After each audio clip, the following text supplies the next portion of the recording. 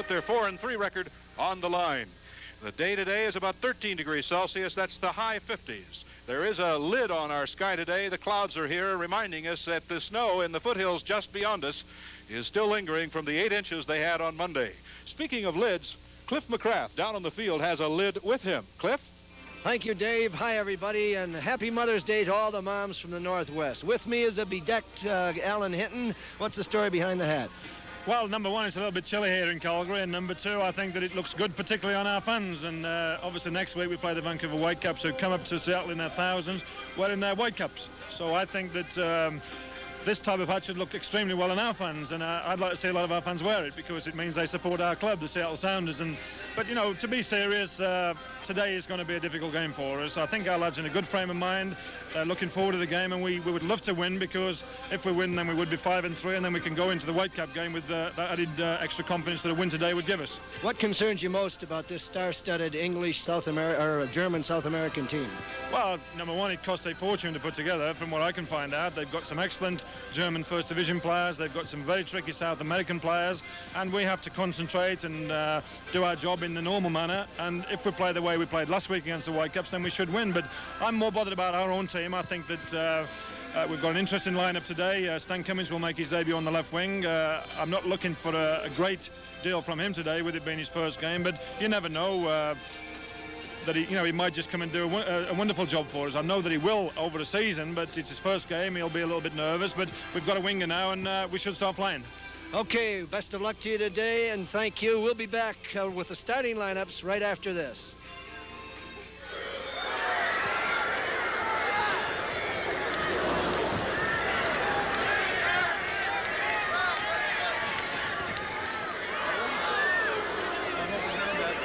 Let's take a look at the starting lineups and the referees with Cliff McCrath. First, the starting lineups for the Calgary Boomers. A star-studded group indeed, with Jurgen Stars in goal. On the back line, Paul D'Agostino, Seattle's own Danny Vaughn, Helmut Kramer's number 5, number 6, Victor Kodalia, and in the midfield, Jürgen Räuber, the West German superstar Gerd Zimmermann, Juan Carlos Molina, number 10, finishes the midfield, and up front, number 11, Ramon Ponce, Carlos Salguero, and Jürgen Christensen.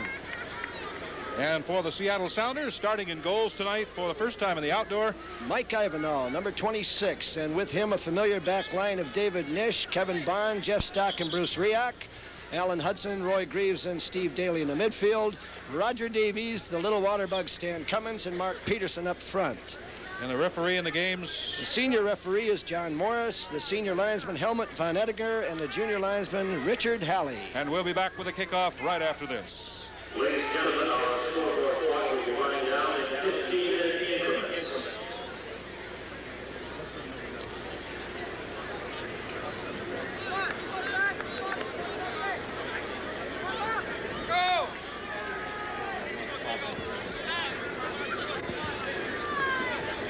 Sorry for the open problem. Page 3.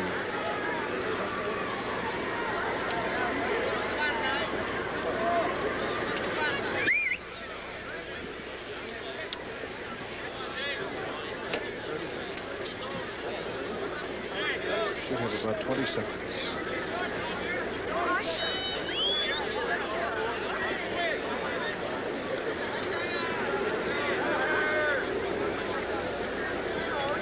According to my clock. We would like to thank Rick West Coastline for transporting our Boom Girls to the stadium of Sandville. Boom Girls Entertainment is all that can do. Out in the center of the field, getting set to kick off, will be the Seattle Sounders. They'll be defending the goal to our right, and that is the southern goal. The kickoff brings us into action. First half underway. Calgary Boomers formerly out, and there's a man down right quick. Mark Peterson pushed from behind. That'll result in a foul. Seattle gets the first free kick. Calgary's Boomers get their name Boomers from the fact that this is really the boom town in Canada, and an oil-rich community at that. I wonder if the Sounders will take any oil home with them tonight. I wonder if there's an omen there when the first foul of the game within seconds is Danny Vaughn from Tacoma. Oh, a shot on goal taken from just inside the 35-yard line by the fourth leading scorer in the NASL and by the leading scorer for the Seattle Sounders, Kevin Bond. But it's high, it goes over the top of goals, and it'll be brought out for a goal kick by the Calgary Boomers goalkeeper, that being Jurgen Stars. He's called Starsky, and guess why? Scores that took place in...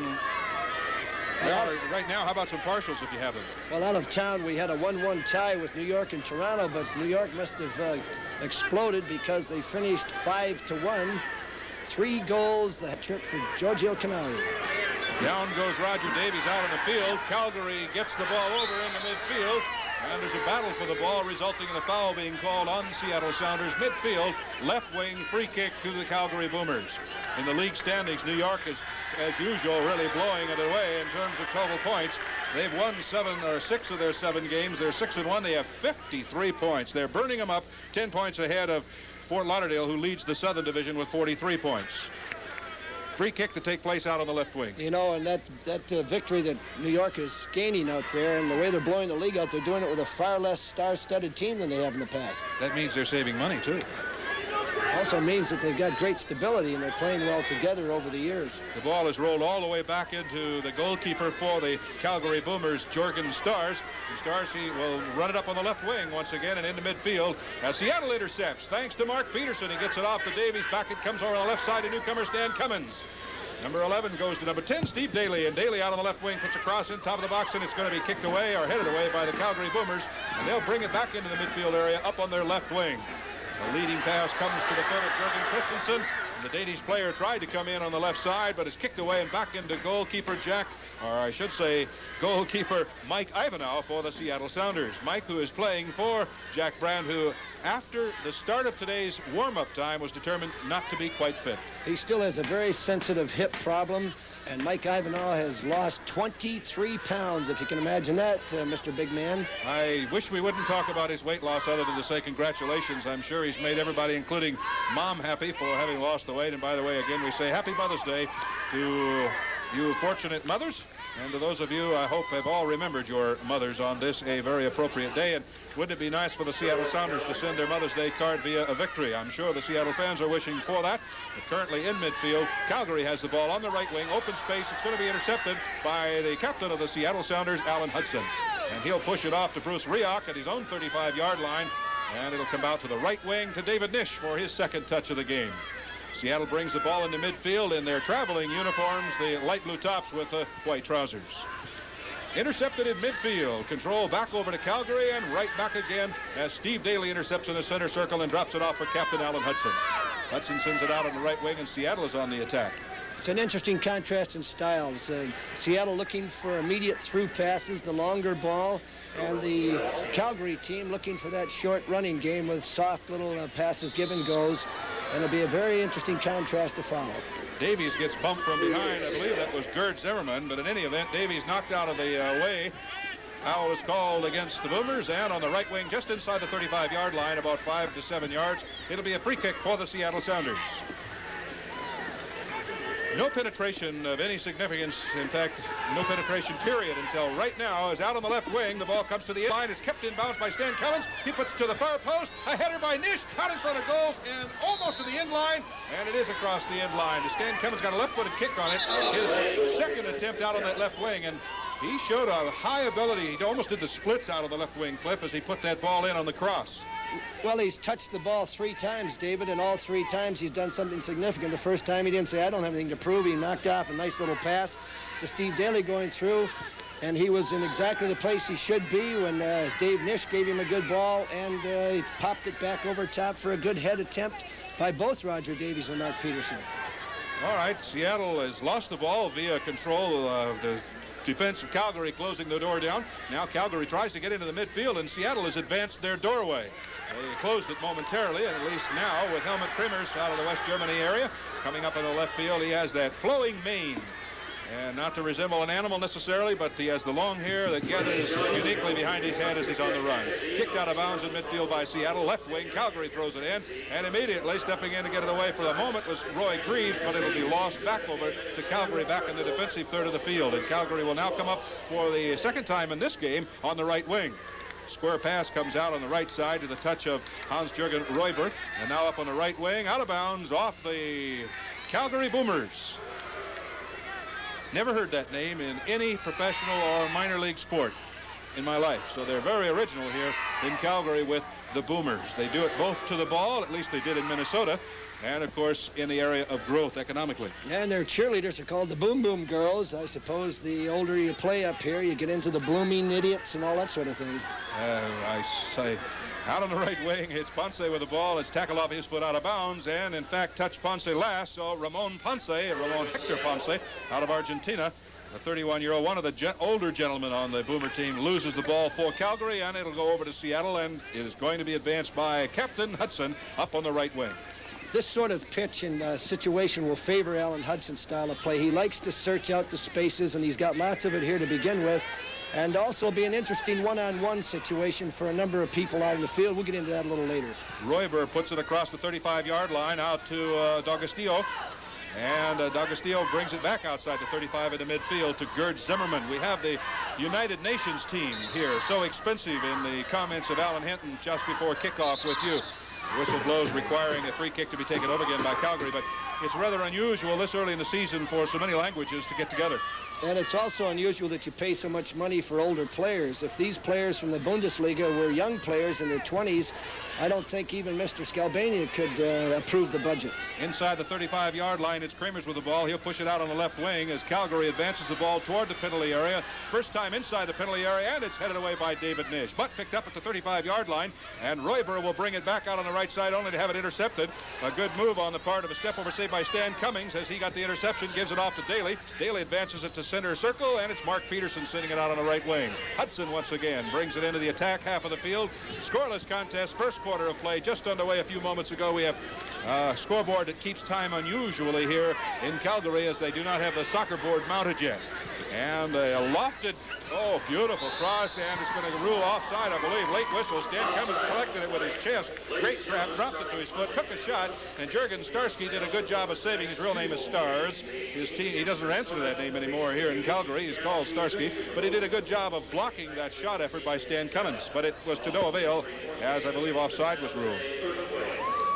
I like the way little Stan Cummins seeks out the spaces behind the defenders. He kind of just sneaks in there, and that time he was caught offside. But I'll tell you, before the match is over, this little fella's going to scoot through. You can see where he gets the water bug nickname. Well, it was actually called an amazing mosquito, but I think they changed that to water bug because mosquitoes have a sting and have no care for who they do it to. Right now, out on the left wing, the Boomers have some care as they're all the way to the inline. The cross is going to be kicked away by Bruce Rioch as he's kicking it out of the penalty area, but Calgary still maintains control. Is coming up with it now is Kramers. He's at the 35-yard line. A slight collision with Seattle Sounders Steve Daly, but it's going to be Calgary maintaining control of the ball at the 35 right wing. Calgary trying to come forward, intercepted. Good move. Did you see how long the left leg of Alan Hudson suddenly became? Great steal for Alan. He sends it up the left wing to Cummins, and Cummins is going to be blocked from coming upfield by D'Agostino. And D'Agostino will advance the ball, and it's going to go out of bounds off of the Calgary Boomers. So Seattle will close the door again. And the throw in the referee wants to be done again. Jeff Stock is out to do it. Jeff, by the way, is leading the Seattle Sounders in cheering at the good fortune that his dad's club has gone to in the professional baseball area, and certainly congratulations from all the Seattle Sounders to the fabulous work that's going on in Seattle at the Diamond. 51,000 people there last night for the fourth victory for Rene Latchman. It'd be great to see 52,000 there for the Vancouver game, wouldn't it? Now the 16th for these Seattle Sounders, who have a built-in cheerleader in Jeff Stock because his dad's a pitching coach. The cross coming to Mark Peterson is going to be knocked away just beautifully by Cadelia. Cadelia knocks it away and puts it into his goalkeeper's hands. Stars will roll it back into midfield, and the Seattle Sounders had really their third advance on goals at that particular time, and the goalkeeper Stars was able to arise to the occasion. Send it up on the right side, kicked out of bounds, right wing, just inside the 35-yard line for Calgary. Scoreless contest, 0-0 from McMahon Stadium, as in Ed, but I'm sure it wasn't named for Ed. Throw in right wing by Royber. Royber comes into the penalty area and is kicked away by Roy Greaves in the midfield at the center circle, where it's picked up by Danny Vaughn, a young man out of the University of Washington. And, of course, his home is in Petersonville, or otherwise known as Tacoma. Is that where Mark's from? That's Stockville. Stockville. Take some stock in that, I'll tell you. I'll take stock and get it right next time. We certainly don't want to. You know, it reminds me of you. You're claimed by 2 states. They both claim you're from the other one, but out in the middle of the field, Alan Hudson has the ball into the center circle. That's a little too deep for you, isn't it, Cliff? It went right over my head up here in the 3rd deck. A state of confusion, yes. On the run now, on the right side is Steve Daly. He'll have the ball sent back to the midfield marker, where Hudson will send it back and reset the offense. Now through the left channel and open space up on the left wing. Roger Davies pushing for the ball, and I might add being pushed for the ball. And Gerd Zimmerman is noted in collision with, and the foul is called on Seattle's Roger Davies. That's an interesting thing, because there is a legal charge in soccer if you're within playing distance of the ball. And Roger Davies used his body very effectively. It could have gone the other way. He could have come out scot-free with that instead of being called for the foul. As we've mentioned earlier, the Seattle Sounders have signed 2 new English First Division players. Stan Cummins, wearing number 11 out on the field now as the winger, as Alan likes to say. He is a diminutive 23-year-old left winger. He's joining the Seattle Sounders, or has this last week, along with 21-year-old midfielder defender Sean Elliott, who is not seeing action but who is on the bench. Both have just completed a full season with Sunderland, for whom Cummins scored a goal that saved them from being relegated. We were playing Liverpool a week ago today, or 2 weeks ago today, and he saved his Sunderland from being relegated into the 2nd division, which for American fans may not be quite that much, but that would be like the Seattle Sound, or let's take the Mariners. We were talking about them a moment ago, going into the PCL. Or further. Yeah, so that's really down if you get relegated. So he's a hero back home. Could have gone to Prickly Heat Double Z League. In midfield, Calgary still controlling the ball, having some problem getting it into the attack zone. With the ball at his foot is D'Agostino. Yeah, D'Agostino is originally was born, everybody's originally born, he was born in Italy and moved to it now as a citizen of Canada. As we have the Calgary Airport's latest edition coming overhead. I don't know if you felt that, but it felt like an earthquake. Up here, this high in the ozone, you feel every little rumble. Oh, a collision takes place, but it was a legal challenge. Calgary still has the ball as Royver puts a cross into the box, and it's David Nish that heads it high in the air to the head of Steve Daly. Daly pushed it out to Greaves on the right wing, and Greaves will send it into midfield trying to find Mark Peterson. Peterson is down from behind. Tripping will be called. That's a tough break on Mark, and that's a clip in the American side of football. Mark is still down. We hope, certainly, he's all right. He's in midfield, and the clock has been stopped. So with timeout on the field, the score is tied 0-0. We'll be back with more soccer action right after this.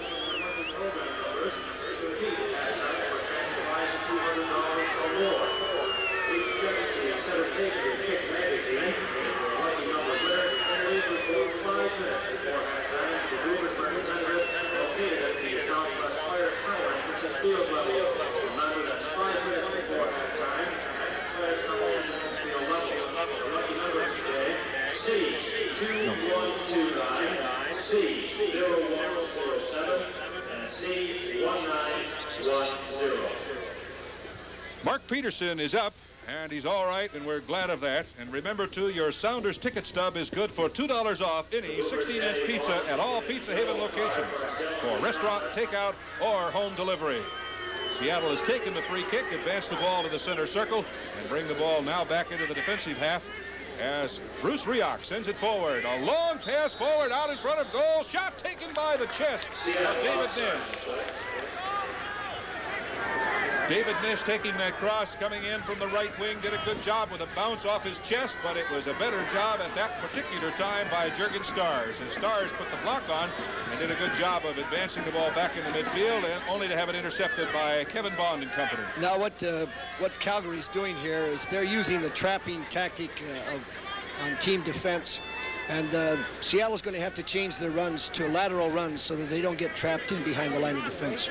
All right, explain, if you will, while the ball is in midfield, what you mean by lateral runs, Coach. Well, then, in other words, most of the time a forward or a player coming from the backfield will run a diagonal run, as you see, as we just see Roger Davies doing it right now. It's a clinic for us here. That's a forward or a lateral run toward the opposition goal. And what they've got to do is they've got to start running touchline to touchline. In other words, in front of the line of defense. And then at the precise second break with the ball in behind the defense. That's how one way you beat the trap.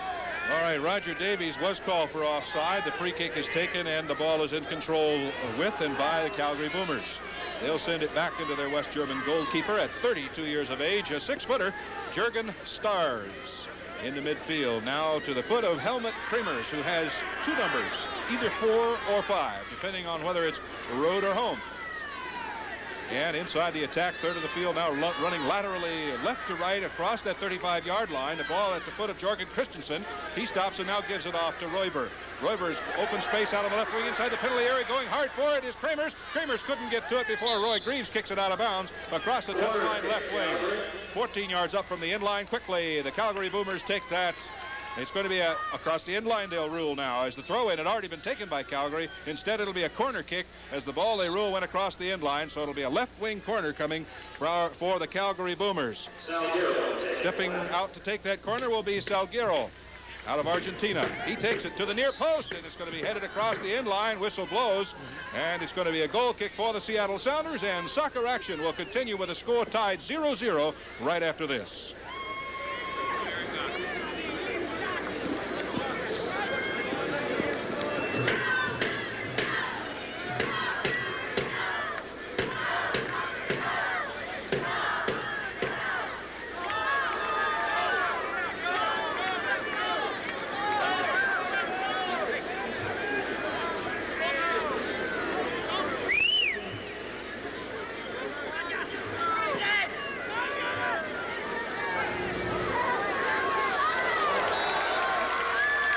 Greaves has a collision with Stars, the goalkeeper for the Calgary Boomers, as he tries to accept a long cross coming in from the right side. The referee is stopping the clock as play had already resumed. The Boomers trying to take advantage of that. Don't forget, this half brought to you by Seattle First National Bank.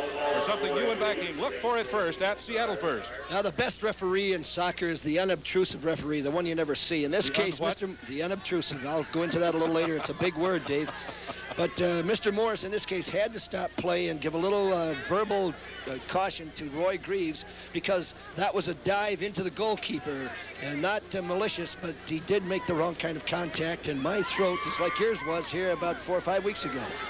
I certainly can empathize with you, and Mark Peterson now brings it up on the left wing. Oh, heel pass, beautiful, back to Cummins, out on the left wing. Cummins has his legs tied up as if he stepped into the bicycle spokes, but he comes back to get it right at the touchline as it's knocked away and out of bounds by the Calgary Boomers. So it'll be a throw-in for Seattle, 20 yards up from the end line, left wing. That's to the north of this stadium, to our left, as we are sitting much as we do in the Kingdome. Throwing it in to Steve Daly. Comes with a long throw in to the head of Roger Davies, and it's going to be headed away from behind Roger as he was climbed once again. Roger must have some rung marks on his back. He is climbed periodically by many, many players. In fact, almost everyone that defensively marks him. Roger gets it back once again, hoping not to hear. In fact, goes to the end line, and it's across the end line. He hoped not to hear an offside. You could almost hear him, or see him, rather, looking back, Cliff, as he expected an offside call on himself, or at least the potential was there. Well, that was a charge by Garrett Zimmerman, and the only way you're going to beat Roger Davies on a head shot is to climb his back. All right, now the interception in midfield. Seattle brings it back up. Daly with a cross, trying to come in the middle where 2 Seattle Sounders are there. And one of them being Roger Davies, and the other one being, I believe, Mark Peterson, but never mind, as the ball is intercepted by the Calgary Boomers. Calgary comes back into the center circle and is controlling the ball by Royber. Royber has a shadow, Stan Cummins, and look at little Stan hustle. That's that little... That's that little Stan Cummins. That's a mosquito, but he has a great work rate, fabulous work rate. He shows no signs of tiring, and we've been told that he just doesn't quit the full 90 minutes plus. Vidalia sends the ball out on the left side to Kremers, and he's back into the center circle where Roger Davies is the only one there. So the intercept belongs to Seattle. And off it's dropped to Hudson. Hudson will come up on the left side, gives it to Cummins. Cummins giving himself, getting rid of the ball as he had a 3-man triangle closing in on him. Now Jeff Stock with it out on the left wing. Thinking Mariners all the time, except during a soccer game. He said he never thinks about baseball. Told me that at breakfast this morning. He thinks about baseball a lot, but right now it's soccer, and Stars at goal has done a good job of taking the ball off the would-be shooter as Roger Davies comes in and does just an almost fabulous job, but Stars stepped in with a better job. Coming up on the other end of the field, Bruce Rioch takes the ball away from Carlos Salguero and rolls it back into his goalkeeper, and it is in goals for Big Mike Ivanov.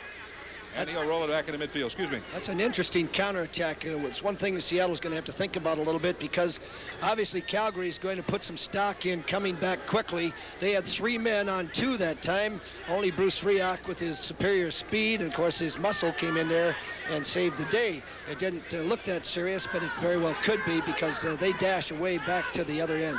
Mark Peterson gets the ball into midfield, and it's going to be received there by Daly and knocked away from Daly by Ponce. Ponce sends it into the center circle, and the advance pass is going to be stolen away by Hudson.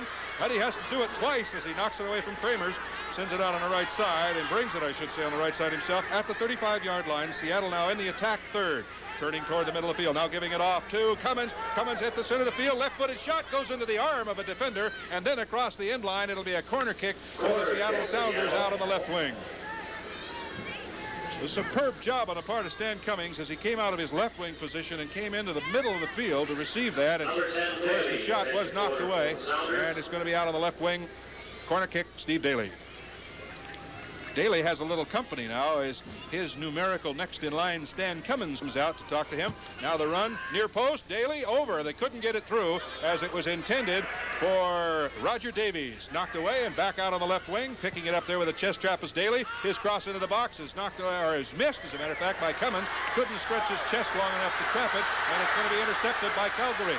Calgary brings it into the center of the arena. Seldom touched Molina now. Juan Carlos Marina pushed it back out on the left side, and into the attack third come the Calgary Boomers. Shot into the backside of Roy Greaves. Picked up again by Calgary. They're in the attack third of the field, out on the left wing. Calgary with the ball, now all the way across on the right side to D'Agostino. D'Agostino with the ball at his right foot, pushes it back out to the 35-yard line to reset. It's Royver with it. His cross comes into the penalty area, and a long stretch, almost misjudging the ball, is Mike Ivanhoe. So Ivanhoe will push it out on the right side when play resumes, and he does so just now, and gives us an opportunity with a score tied at 0-0 for a 10-second station identification. This is Seattle Sounders Soccer.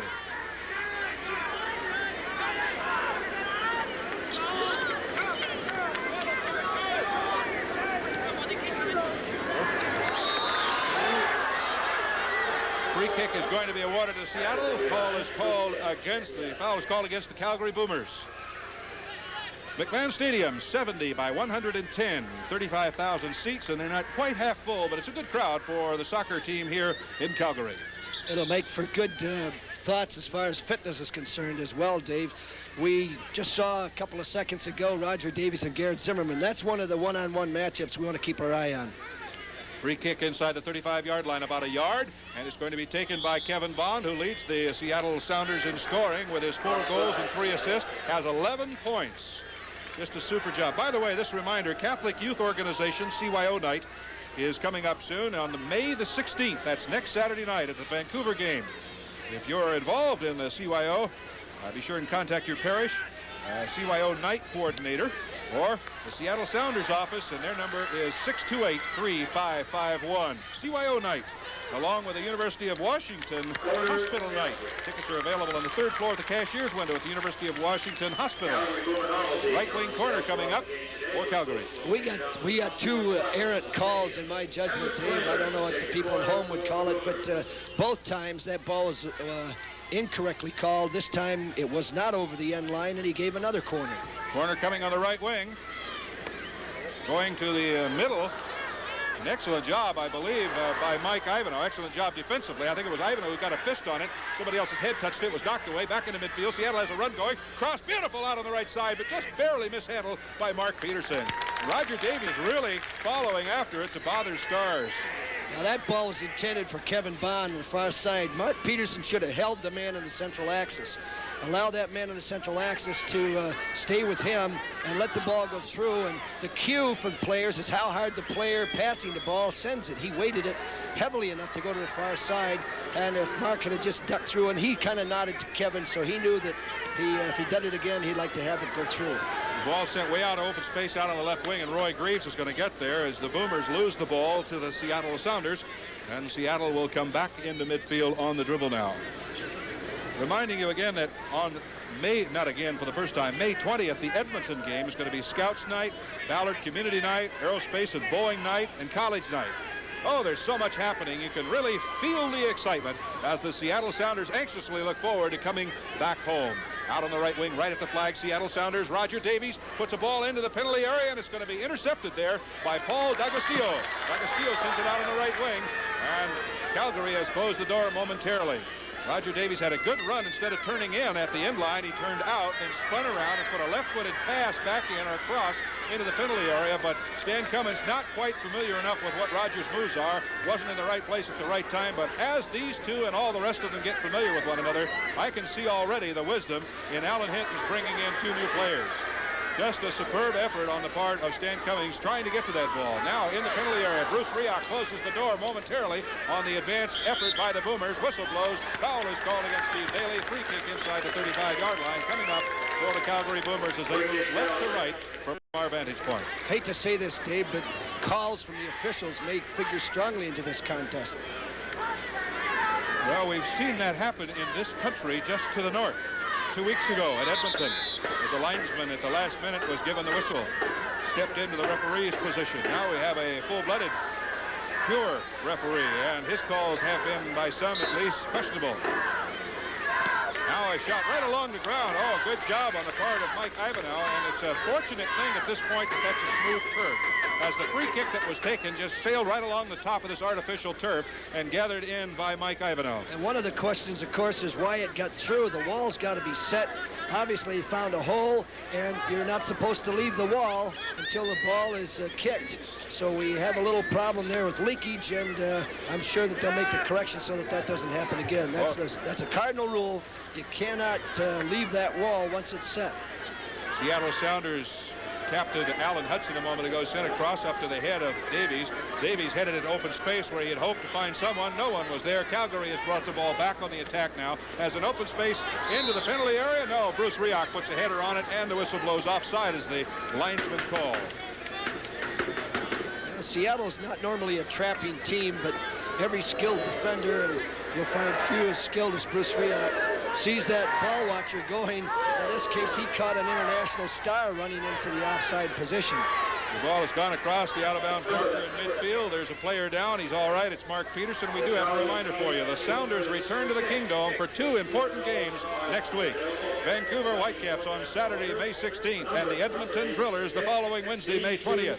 Call the Sounders ticket line at 628-3620 for advance tickets, and do it right away. That phone number again, 628-3620. Seattle puts the ball up into the attack zone. It's gathered by Stars, the goalkeeper for the Calgary Boomers. And it's back into midfield once again as the Boomers headed about a bit. And now out on the left wing in the attack, third of the field. The Boomers with the ball, marked closely by Kevin Bond. Getting around, Bond now the second man, dribbles it inside the penalty area. And it's going to be kicked high in the air by Seattle as they temporarily close that offensive doorway, or defensive door, to the offensive effort of the Calgary Boomers. I know if you had to pick stars of the game at this point in the match, Dave, the midfield has to get a lot of credit for the defensive work they're doing. And they're really not playing negative. They're just really analyzing the play very well. They understand that Calgary's going to use that counterattack, and they flow people forward from behind, bringing them up from defense very quickly, as we see Danny Vaughn right now. And Danny Vaughn, Mark Peterson, another one of those one-on-one situations, which is the hometown boys going at it. But Alan Hudson, Roy Greaves, and Steve Daly have done an amazing job of getting back and shutting down those penetrations. Out to the 35-yard line, just a little bit over the top of Roger Davies, and defensively it was knocked back in by Codelia, and Mark Peterson got a handle on it. Mark is playing in the middle today and is receiving a lot of bumping that Roger Davies has normally received. That's a tough place for anybody. The ball is kicked across the touch line, or the out-of-bounds line on the right side. It's going to be thrown in. Seattle bringing it into the penalty area. It's knocked away, but a header by Peterson just gets a handle on it with the top of his forehead. Jurgen Stars arises to the occasion and brings it by hand to the top of the penalty area. Rolls it into midfield where Roy Greaves almost got an interception, but almost doesn't count in this game.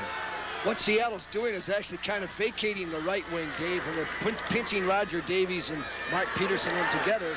So they're getting a little bit of a double spearhead up front letting the overlap come from backside. Kevin Bond did a superb job of getting the steal. Now the pass comes back to him from midfield where Roger Davies gave it to him and back.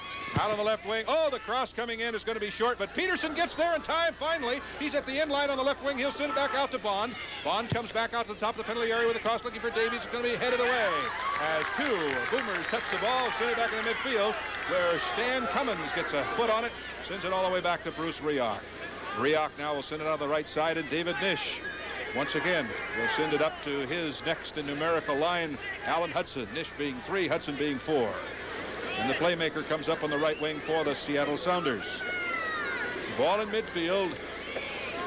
And Jeff Stock has it out on the left wing. He'll push it back into the defensive zone for the Seattle Sounders.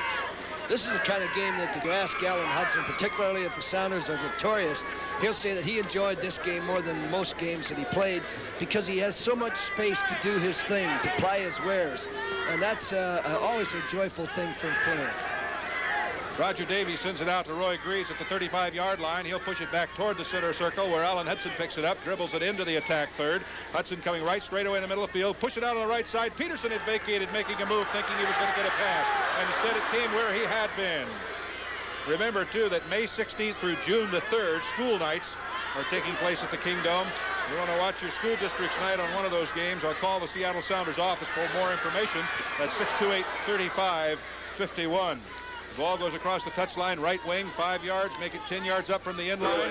Or 5, which we don't know. It's hard to say. Within 5 or 10 yards of the right end line, right wing throw-in coming up for Hans-Jürgen Roybar.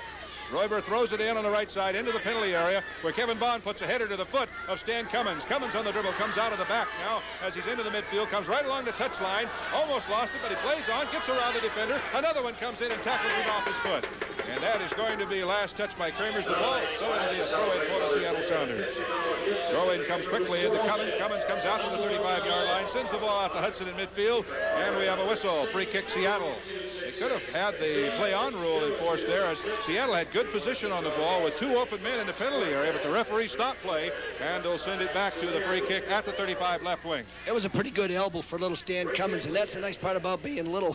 You always get benefit of the doubt. All right, we have a 0-0 score. This is Seattle Sounders soccer. We'll be back with more right after this.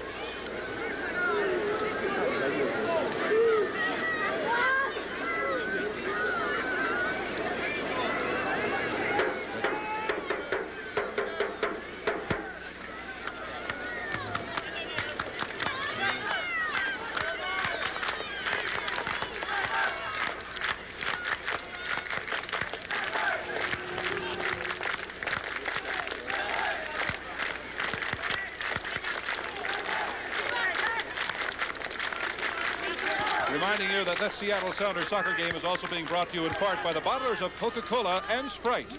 Have a Coke and a smile. Seattle's Roger Davies out on the left wing, brings the ball forward, stops, now sends it to the top of the penalty area on the left wing, and it's Daly that puts a cross into the box. It's going to be headed away, or I should say kicked away, and the Boomers will bring it back into midfield. Royber with the ball, sends it up on the right wing, and stepping in there is Molina. Molina comes to the 35-yard line, open space pass, and Seattle's going to regain the ball. It gives us an opportunity to score tied once again. To pause for a message, we'll continue with a score tied 0-0 with Seattle Sounders soccer right after this.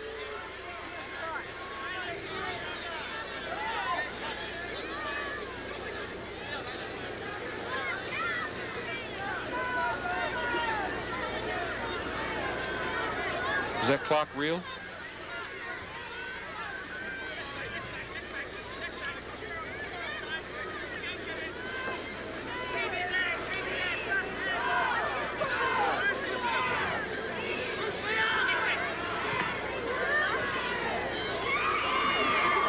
This game is brought to you in part by Smoke Tree, a new dimension in space from the Muller Group. As Seattle brings the ball into the right wing, cross coming out in front of the box. It's in the goal! Seattle has scored! As Mark Peterson was the last Seattle Sounder to touch the ball, it went over the hands and through them of Jürgen Stars, and Seattle leads by a score of 1-0, or was it Kevin Bond? We'll watch to see. Well, actually, David Nish came in there as well, and I don't know if anybody wants to listen to this voice anymore, but that is simply a goalkeeper error. It was a catchable ball, and it was the kind of thing where Jürgen Stars is now ruining the day he was born. Obviously, it gives Seattle a very surprising jolt here. They were not prepared for that. It was a routine cross, and the disconsolate Jurgen Starr standing there saying, what did I do? It's what he didn't do that's most important. He simply took his eyes off the ball. That happens to goalkeepers on occasion where they lose concentration. And after that, it was all academic because the ball actually did come inside the post, and it's 1-0 for Seattle. And it'll be a throw-in out on the right wing. Or will it be? It's going to be a free kick, according to Paul D'Agostino. The referee is whistling him back. Apparently, it's going to still be a free kick, but he was 2.5 or 2 yards and 13 inches off the mark the referee wanted it. And out 35 yards away from goal. I guess that makes a big difference if you're the referee. Royber has the ball now at his foot, sends it into the penalty area. It's headed away back into midfield, where once again Calgary will control it, but Seattle has the lead, 1-0. And the whistle blows. The free kick is going to be awarded to Calgary, and soccer action from Calgary will continue as the score, Seattle 1, Calgary 0.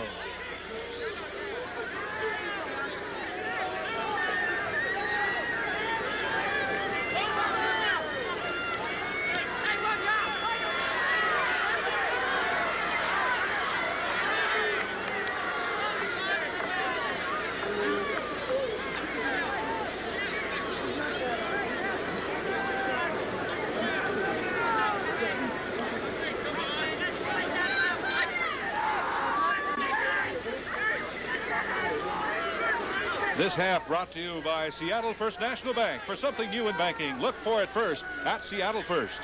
Out on the field, the Seattle Sounders have the lead and the ball. It's Bruce Rioch back in the defensive third. Seattle seems content to really slow things down. We are unable to read the scoreboard clock as to whether or not it is correct. And the Seattle Sounders advance the ball into midfield. And as play action continues, it's Roger Davies with a heel pass back to the foot of Daly. Daly puts it into the penalty area, and it's going to be kicked away by the Boomers. And as the Boomers bring the ball back into midfield, we'll pause for this reminder. Seattle is leading 1-0. Soccer action continues right after this.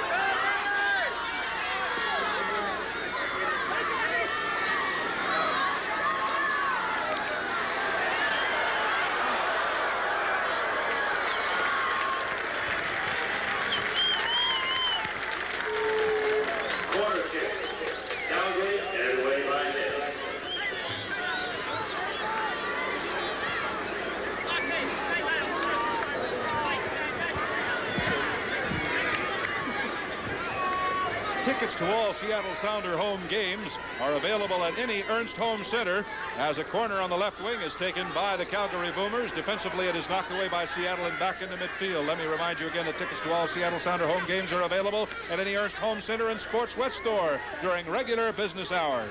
The Boomers with the ball have at the 35-yard line, right wing, and Bruce Rioch momentarily knocked away Zimmerman's effort. Zimmerman comes to the top of the penalty area. Peterson gets defensive, does a good job on it. Seattle has defensively taken the ball away from one of the 3 best efforts on the offense by the Boomers. Seattle now has the ball in midfield. Well, we have the information now on the official time of the goal, which was 36 minutes into the first half, and that's definitely a surprise. And you may wind up the best color commentator in the world, David, because it sounds like the vocal cords are gone. Who did they give the official score to, Cliff? Well, I think it has to go to Nish, who touched it last. He did get a touch. We do not have the information from the official scorekeeper here. And it's really kind of confusing because as you go from stadium to stadium, you find who the people are that are right on top. Of course, once you're spoiled by the Kingdom, it's very difficult to judge anybody else really on the money. Roger Davies is down on the field, and I might add, did you say spoiled? That certainly is a true word if you didn't. Spoiled is what we are. The Kingdom does it better than anywhere else, and I say that without any prompting, and that I have been, as you have, in many stadiums, in fact, all of them in the league. And I have yet to see anyone do it as well as the Seattle Sounders do at the Kingdom in terms of informing the media. Roger Davies is down. John Anderson is out on the field for the Seattle Sounders, administering some help. John Anderson on the field. And we watch Al Miller across the way studying. Oh, is he studying this side? Al Miller and, of course, head coach Alan Hinton during this timeout, a chance to comment about the two of them, knowing each other so well. Al Miller being one of the veterans, being responsible for Alan Hinton even being in this community, being in Seattle, being in America. Well, there's Alan Hinton across the field, pacing back and forth with his white cap, with his anti-Whitecaps hat on. The Seattle Sounder hat. And you know they do have a lot in common.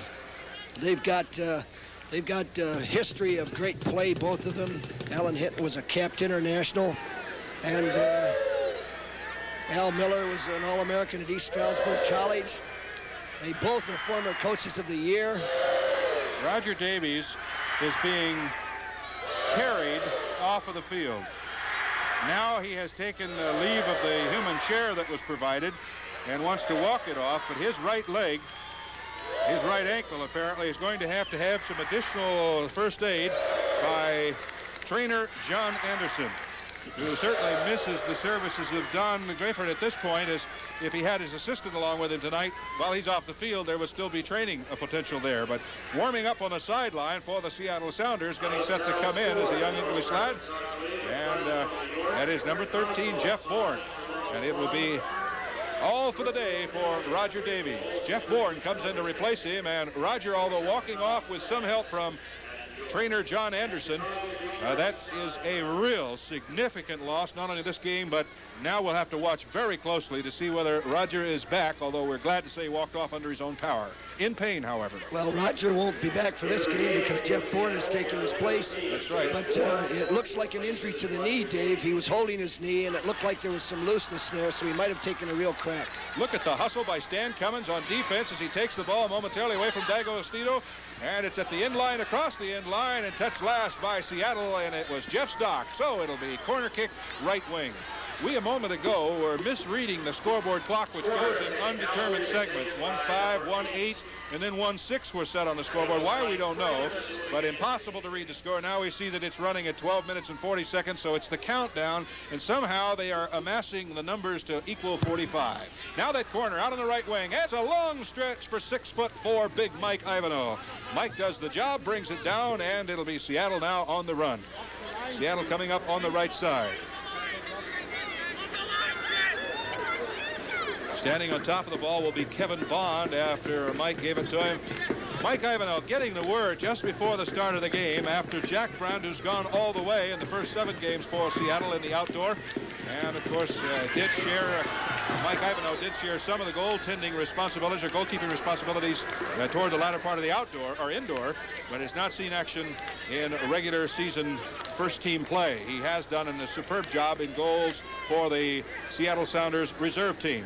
He now has the opportunity to play and is doing a yeoman's job so far for the Seattle Sounders, although I might add that there is absolutely no major thrust has been mounted so far on the Seattle Sounders goal. The clock is run in different segments. Now we're down to, what, 11.5 minutes? Has someone solved part of this mystery for us? Well, something's actually wrong. That's yes, something is actually wrong with the clock, apparently, and something is also wrong with your vocal cords. I just can't tell you how sorry I am, Cliff. I know the agony of being where you are at this particular moment in time. In midfield, Hudson sends the ball forward looking for Mark Peterson. Peterson charged illegally from behind. The substitution of Jeff Bourne for Roger Davies officially came at 32:41. Now the Boomers will bring the ball forward up on the left wing. It's intercepted. Good move by Seattle as Roy Greaves got the interception. Now up on the right wing, the Boomers try and get it back. Roy Greaves maintains control. Oh, a good little move by him as he went right, came back to his left, kept the ball. He's across the 35-yard line and being challenged from behind. Now Jeff Bourne just gets there a little late as Stars came out and goes all the way out on his left and was able to gather it before Bourne could get in on top of him. So it'll be back now on the right wing for the attacking Calgary Boomers, who trail 1-0. Seattle out in front, and they've just intercepted once again as it is.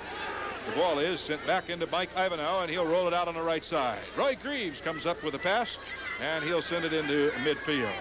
Youngsters aged 9 through 17 should sign up now for the Sounders Coca-Cola Soccer Camp. There are 6 one-week sessions starting in early July. For information, you can call the Seattle Sounders office at 3551. 628-3551. The ball stopped momentarily for a free kick awarded to Seattle. The referee says no, you've advanced it too far. And Hudson, who was getting set to take the kick, waved the referee off, then moved the ball. Sometimes they like to be legalists. All right, Hudson takes the free kick and rolls it forward, but the advancement of the defensive wall by the Boomers would have caused offside if Seattle had gone to the open space where the ball was coming on that set play. So a very loosely sent ball is gathered easily by Stars. Sent back in the midfield, and now Seattle intercepts. It's Bruce Rioch. Off to Stock. Stock goes past Bond with a pass to the top of the penalty area where goalkeeper Mike Ivanhoe gathers the ball. Seattle leading Calgary. And, of course, Seattle with their one goal at this point, should they go on to lead and win by 1-0, would go out in front of Portland. And Portland is in first place tie in terms of points, and their records are both 4-3, Seattle and Portland. Calgary has won one game, and that was in Minnesota earlier this week.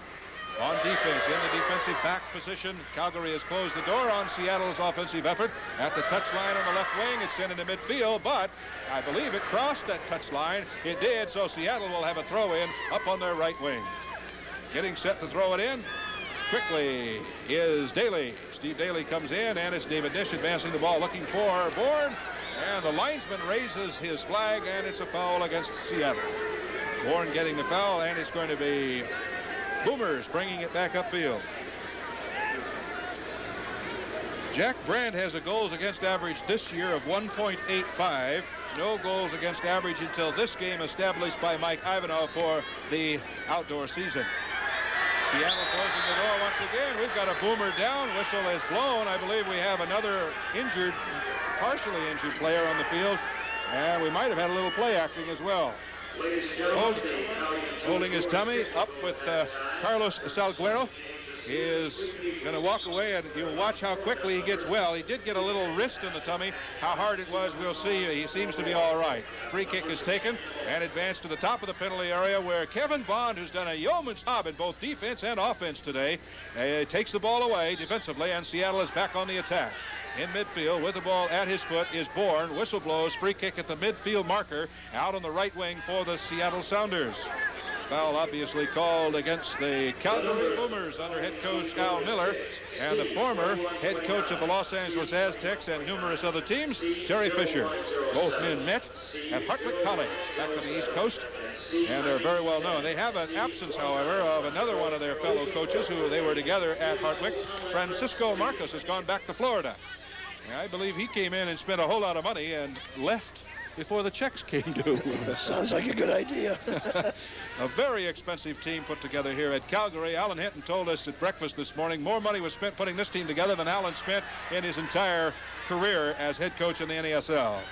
Inside the penalty area, the Boomers unable to advance the ball. Ivanhoe rolls it out on the right side, and Seattle will bring the ball back into midfield, looking at the desire of their head coach and every member of the players, and of course all the fans as well that support the Seattle Sounders so well, on a victory. A very important victory for Seattle as they came into today's game with 4-3 record. They are 3-0, undefeated at home, as the ball goes all the way down to the other end of the field, gathered by goalkeeper Jurgen Stars. He'll come up on the left wall. Seattle's road record is 1 win and 3 losses. That 1 win on the road came last week as the Seattle Sounders defeated Vancouver 3-2 before 27,597, the best road crowd so far on the year for the Seattle Sounders.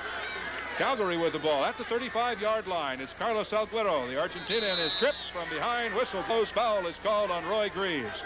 And we have a clock stoppage as the ball is sent for time. And it won't work. Seattle tried to kill some time. The official time of the Seattle goal? 29:15. All right, Cliff. Oh, I tell you, I feel it's almost as if I gave you that. I'm sorry. Before the game, 5 minutes before game time. In fact, in our pregame show, Cliff had a full voice. Now he's lost. Inside the penalty area, Salguero with it. He tries the cross, and it's going to be headed away by the little guy, Stan Cummins, all the way out to the flag. And it's going to be a throw-in right at the corner flag, right wing for the Calgary Boomers. Now they're going to change players on the sideline. as killing a lot of time. Now getting it back. Royver on the right side looks, throws it long toward the near post, and it's Hudson that heads it across the touchline. Now it'll be a corner kick. Now Seattle Sounders send it across their own touchline. Corner kick right wing. And for our inability to read the scoreboard clock, we're just going to stay quiet till the whistle blows, but it looks like less than a half a minute of playing time remaining. Bruce Rioch with a header knocks it away all the way across the touchline on the other side. I believe a lot of time is being effectively killed by Seattle. Rioch kicks it high up into the stands. And it's going to be when retrieved. The clock will have to be stopped as it shows it's not on the field. But the clock is run out of time. The referee looks at it, and he will call the end of the first half of play. So with the play action on the field being over, after the first half of play, the Seattle Sounders will go to the locker room with a 1-0 lead. And we'll be back with our halftime show from McMahon Stadium in Calgary right after this.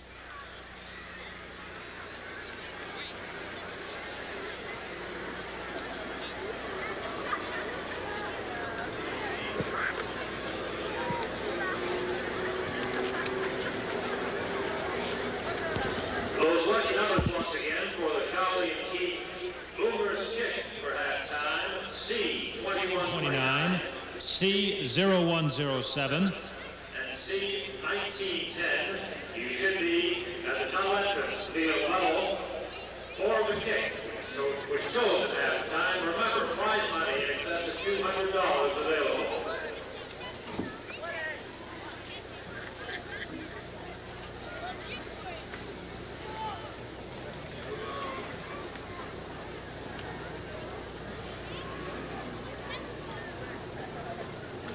Ladies and gentlemen, welcome to halftime, and let's welcome to the field the Boom Boom Girls.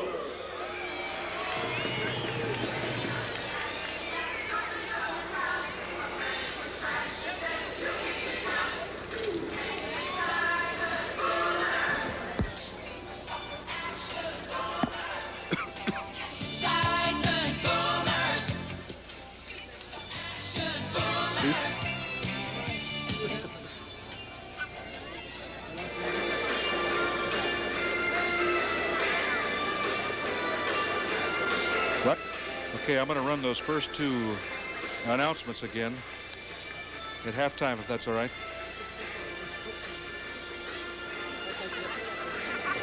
Well, he's not down there yet.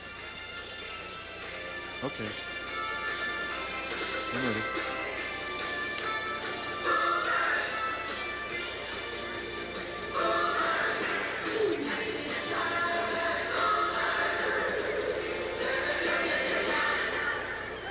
Out on the field, the fans here are being entertained in a rather, well, a good style, and that this is the home, of course, of the fabulous Calgary Stampede. No other rodeo in the world is equal to it. And all, of course, use it as a measuring stick. And the halftime entertainment being presented by some Boom Boom Girls. They're dressed in their Western outfits. The score is 1-0 at halftime. And down on the field, here's Cliff McGrath as best he can. Here's the laryngitis kid. Maybe the run from the stadium helped me a little bit, Dave. Bobby Howell, the assistant coach, was the goal a little bit of a surprise? Yes, it was really. I think it was a mistake from the goalkeeper. I think he was taken by surprise. However, it was a very good cross from Kevin Vaughn. It was a great near-post cross and very difficult for defenders to deal with. And I think the defender just got a flick on and the goalie made a bit of a mistake. But it came at a nice time for us, so we're very, very pleased. And what it'll do, it'll make Calgary change their tactics slightly for the second half, in that they'll have to come at us a little bit more. And by doing that, we'll have a little bit more space in which to play in their half of the field. It looks like that Calgary has said that we'll kind of try to defend and then catch them on the counterattack. They have very swift players that seem to come back rather quickly. That's exactly what they're doing. If it were like a boxing match, you would say they were counter-punching.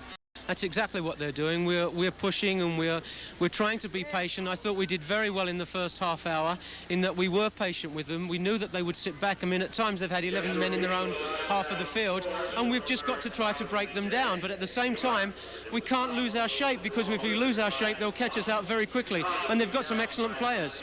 They do, and so far it's an exciting contrast. We thank you, Bobby, for taking time, and we'll be back for more of our halftime show right after this.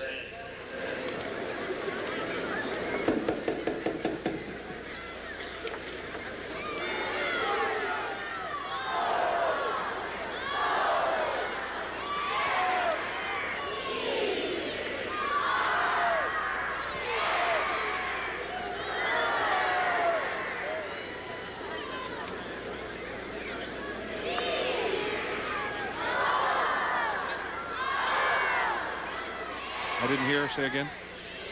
This radio only? I had the headset off, sorry.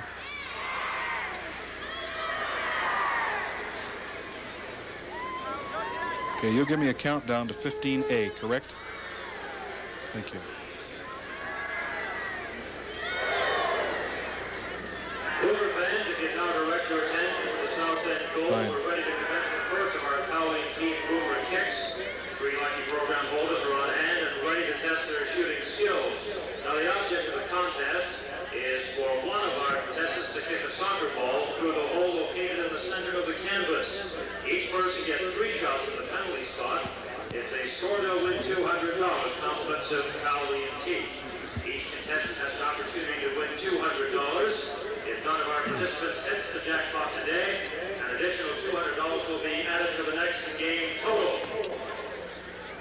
If our Boomer shooters put the ball through one of the lower holes, they'll win a Boomer pack consisting of a cap, t-shirt, pennant, and a button. Introducing our first contestant, Nasl from Calgary. Maybe they get you in there. If you need rubber right here. Okay, second. Quickly. That's exactly what they're doing.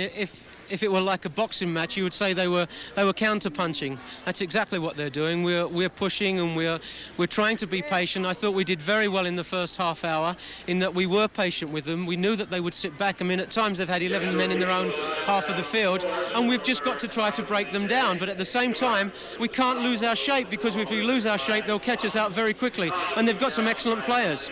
They do, and so far it's an exciting contrast. We thank you, Bobby, for taking time, and we'll be back for more of our halftime show right after this.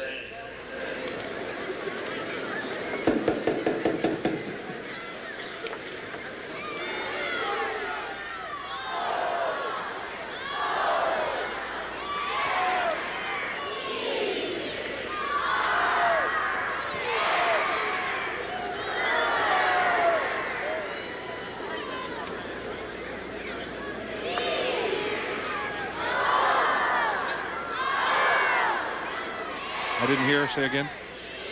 This radio only? I had the headset off, sorry.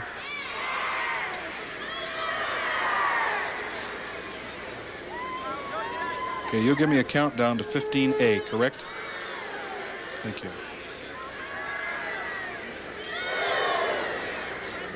Boomer fans, if you now direct your attention to the south end goal, we're ready to commence the first of our Calgary Team Boomer kicks.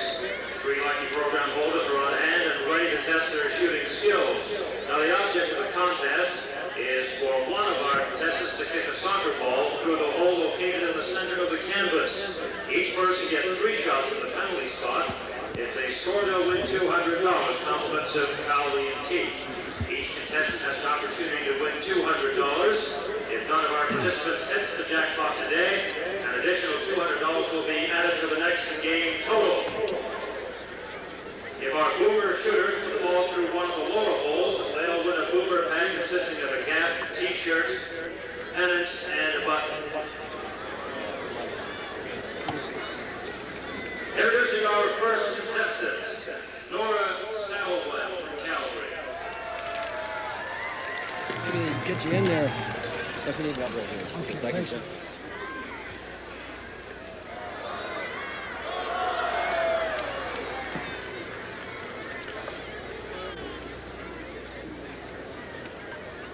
Remember now, each contestant gets 3 shots. From the McMahon Stadium in Calgary, Alberta, Canada, at halftime, the Seattle Sounders are leading the Calgary Boomers by a score of 1-0.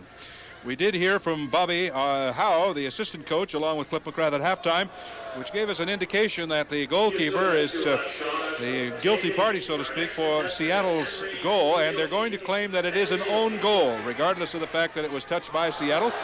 And so there will be no scoring given to any Seattle Sounder, as they benefit from the first own goal of the year. As far as the goal time is concerned, for those that keep track of such things, and many do, Seattle's goal came as a result of the own goal by Jurgen Stars, the goalkeeper for the Boomers, at 29-15. The score, as we mentioned at halftime, was 1-0. Seattle is out in front. And we do want to remind those of you that like to come out, and I know that we have a number of folk who come out to the Seattle SeaTac Airport in order to welcome the team back. The Seattle Sounders will return to Seattle tonight at 11:43 on United Flight 357. In the background, you hear the fans reacting to the goal kick by the fans, and one has just put it through the hole. So they're doing a good job here in Boomer Country, getting the fans used to what happens at halftime in soccer games. Calgary coming into tonight's game, 5 wins, 1 loss. The Seattle Sounders coming in, or I should say 5 losses and 1 victory for Calgary. So they're 1-5. Seattle coming in 4-3 in a tie with Portland. We have some scores, although Portland is at Los Angeles. No score on that game. They're in the first half there. Toronto has was defeated by New York. A final score, New York 5, Toronto 1. That was an out-of-town game. Chicago did it by a 5-0 score, 5-0 score, if you will, as they beat Dallas. Chicago 5, Dallas 0. And San Jose, a 0-0 tie is indicated, but that game is still underway. And, in fact, is still in the first half by the last records that we have. As far as the statistics of the first half of play for the Seattle Sounders and the Calgary Boomers, with the score 1-0, Seattle out in front. The shots, the Seattle Sounders took 3, Calgary took 1. There were 2 Calgary saves, 1 save by Seattle Sounders. Corner kicks were 4 and 2, Calgary with 4. There were 6 fouls called on Calgary, 10 on Seattle, and there were 4 offsides noted on Calgary, or I should say 4 on Seattle and 2 on Calgary in the offside department. We'll be back with more Seattle Sounders soccer right after this. The Boomer Ball is Boomer Billy to keep us entertained for the remainder of halftime.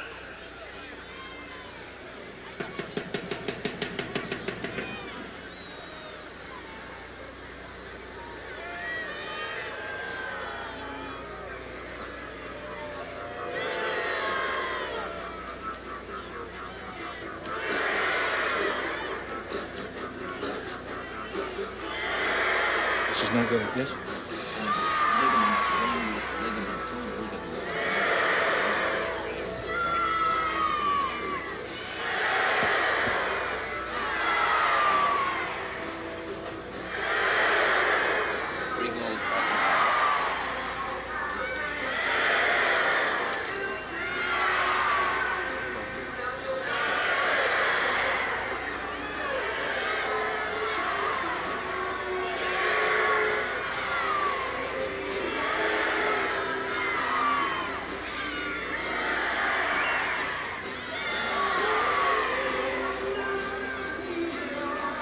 A moment ago, we gave you a final score. The New York division, or the New York score 5-1 over Toronto. In that game, 3 of the goals were scored by the leading scorer in the NASL, that being Giorgio Canaglia. He just seems to be burning them up, waiting for no one. The score here is 1-0. Seattle out in front, and what they hope will turn out to be a victory for Seattle on the road, which would only be the second one of the year. There are ligament strains in Roger Davies' leg, and he has been taken for x-rays. Roger Davies, who was taken out in the first half via an injury, was taken out for x-rays. We'll have a further report later in the game if possible. The score at halftime, 1-0. Seattle leads the Boomers, and we'll return with more Seattle Sounders halftime right after this.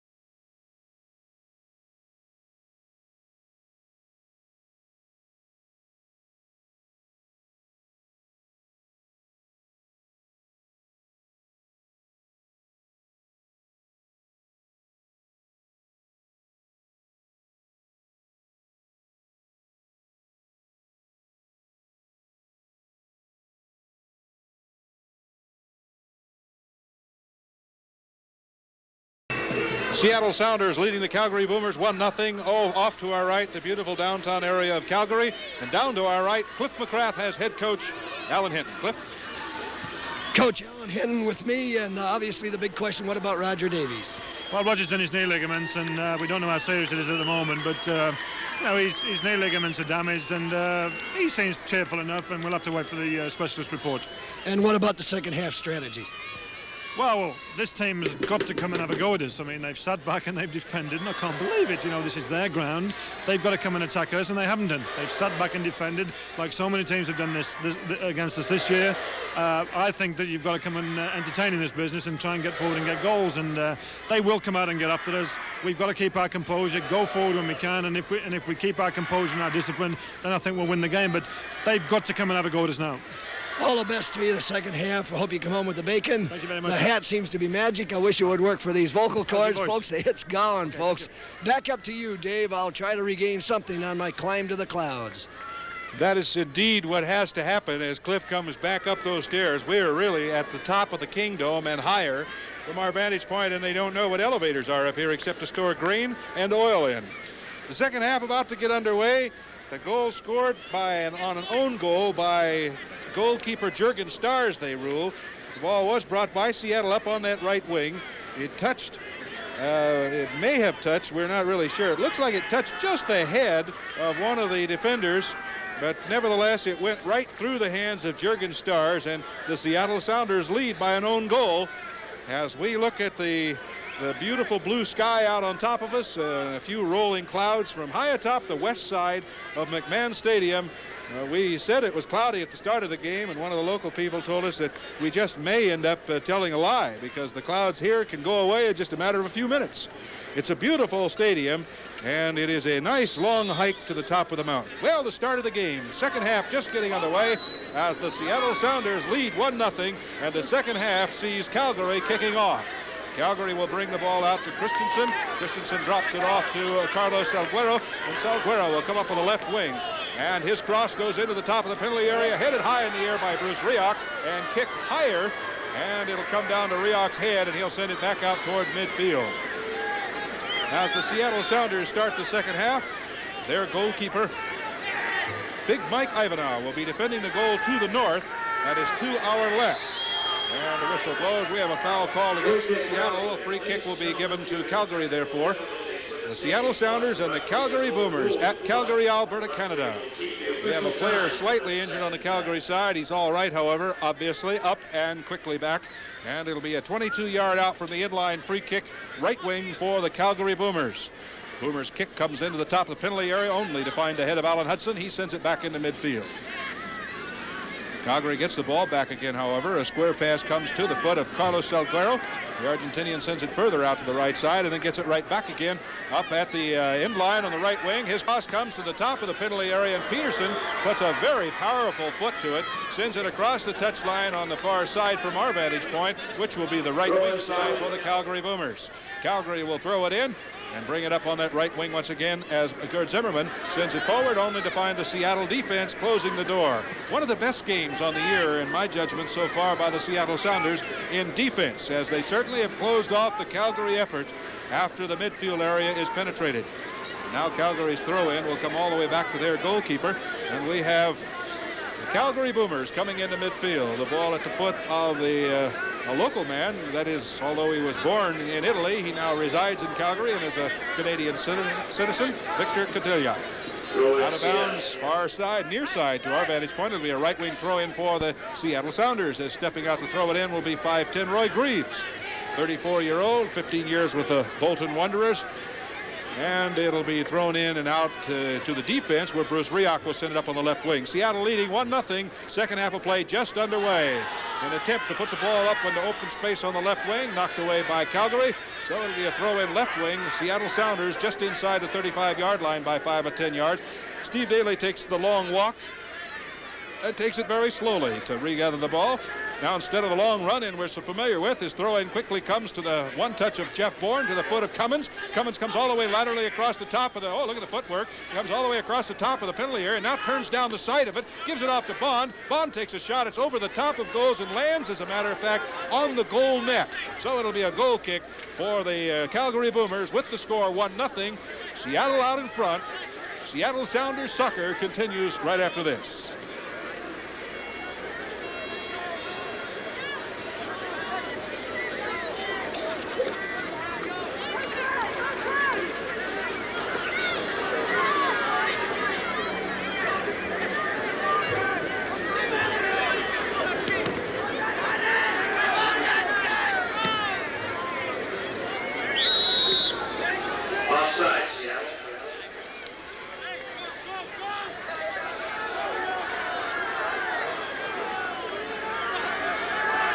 This game is being brought to you in part by Smoke Tree, a new dimension in space from the Muller Group. And the Seattle Sounders game also brought to you in part by the bottlers of Coca-Cola and Sprite. Have a Coke and a smile. High in the air, the ball comes into the midfield area and headed away off of Paul D'Agostino, and it'll go out of bounds. And we're glad to report in further play-by-play that the step-by-step has now been achieved. Cliff McCrath back in the box with us. And is it voice back with you? Well, not exactly, but I'll tell you, if you make about 6 or 7 runs back up in the top here, and if you're still alive at the end, you got to be fit. You can do anything. Roger Davies' knee, David, is certainly going to be the big question mark. When he went down, it looked like it might have been just a contusion, but Alan Hinton confirmed that it was a ligament problem, and we just have to pray that it isn't a real serious one. Strained ligaments would be a couple of games, but we'll have to wait for the doctor's exam to determine exactly what it is. Christensen turns a button hook in the penalty area, sends the ball forward now to Molina. Molina for Calgary pushes it out on the far right wing to Ponce. Ponce goes to the end line, puts a cross in, and it's going to go across the end line, which will bring a goal kick. A goal kick for the Seattle Sounders goalkeeper, who got the nod just a few moments before game time, Big Mike Ivanov. Time for us to remind you that Seattle Sounders are offering a one-of-a-kind coaches clinic in the Kingdome on Saturday, May the 30th, prior to the Sounders-Minnesota Kicks game. That clinic is going to be open to all soccer coaches who bring 20 or more people to the game. And I certainly hope that if you need more information, and certainly more than time allows us, you'll give the Seattle Sounders office a call at number 628-3551. 628-3551, mark your calendar, May 30th, exciting day. Ball brought forward now at number 1, Kurt Stars. That's Jurgen Stars, rather, comes out of goals to easily gather the ball for the Calgary Boomers off of the Seattle advance. Actually, defense sending it back to him. And now out on the left wing, coming forward is Cordelia. Open space, and getting to it is Bruce Rioch with the expert left foot. Takes it off of the intended receiver, Carlos Alguero, and it'll be gathered by, picked up, Big Mike Ivanov. Now, this is a good opportunity for Mike to step in, and fortunately, he really hasn't had any super tests yet. He hasn't had to deal with anything really dangerous. And I guess as a goalkeeper, he would hope that he wouldn't get that much to test him until they at least get another insurance goal. Although Cummins had a miscue on the pass, I'm really impressed with his playing ability. Coming up on the left wing now, Molina into open space, crosses it out in front of goals. Oh, a diver on the save by Bruce Rioch. Just a superb job of defense as that cross came off of Molina's foot and into the penalty area where a Calgary Boomer was waiting for the ball. But thanks to the header, it was knocked away in the midfield. And back again come the Boomers. This time the cross out in front of goals. Mike Ivanov has had a couple of rushes on him right after you mentioned that, Cliff, and that he has now saved 2 rather aggressive balls coming in on him. And at the same time, it's without that player coming right into his head. Alan Hinton is going to be concerned, as will Bobby Howe as the game goes on. And it's a little bit different style up front with Jeff Bourne in there. Jeff's a little bit more of a runner, not as much a target man. So a little change in style, a little change in the composition. The efforts of Mike Ivanov, of course, being stopped by one number 4 or 5 Helmut Kramers. You were talking about what his numbers were. That'll wear a 4 in the front and a 5 in the back, and then he could have double fouls. He just did something that's very unusual, Coach, and that is that as the ball was being kicked away by Mike Avenow, he stuck his foot in and kicked it away himself. I thought that was a foul. Obviously, I was wrong. Well, it should have been, but in this case, it didn't obstruct where the ball is going, so the official let it go on. Normally, he'll stop it and say, no, I don't want any kind of harassment for the goalkeeper. They protect him vigilantly. And in this situation, he did allow him to actually get the play going. During the second half of play from McMahon Stadium, the football scoreboard is not being used to keep track of the time. It was intended that 3 15-minute segments be kept. With the confusion and the error on the part of the clock not running properly during the first half, they've decided to keep the time on the field, so we'll be doing a little guesswork as to how much time remains. At the moment, it is a 1-0 score that finds Seattle after an interception in possession on the left wing. And coming up hard is Jeff Bourne. He comes inside the penalty area to Cummins, and he will chase the ball after he sent it himself out on the left wing to the touchline. He's right on the left wing. He'll come forward to the in line, have the ball kicked off of his foot and out of bounds by Molina. Juan Carlos Molina out of Argentina. And Jack Brand, we can catch a look at him from our perch up here. He's intense. Looks of consternation and yet a little smile creeping in there. He knows the right statistic is on his side. They're ahead 1-0. Danny Vaughn playing defense. An interesting thing. We'll get it back to that in a second. All right, a throw-in comes to Jeff Bourne. He's double-teamed, now triple-teamed. Loses the ball momentarily. Peterson gets it back, but it's kicked away by Paul D'Agostino.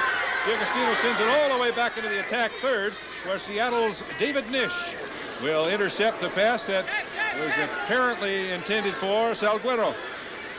Bruce Rioch gets a touch on it, and back in the midfield area with Alan Hudson. He'll move up on the left wing. Sends it forward to Jeff Stock, or I should say not Jeff, but to Jeff Bourne. We have 2 Jeffs on the Seattle side, both of them in the game at the moment.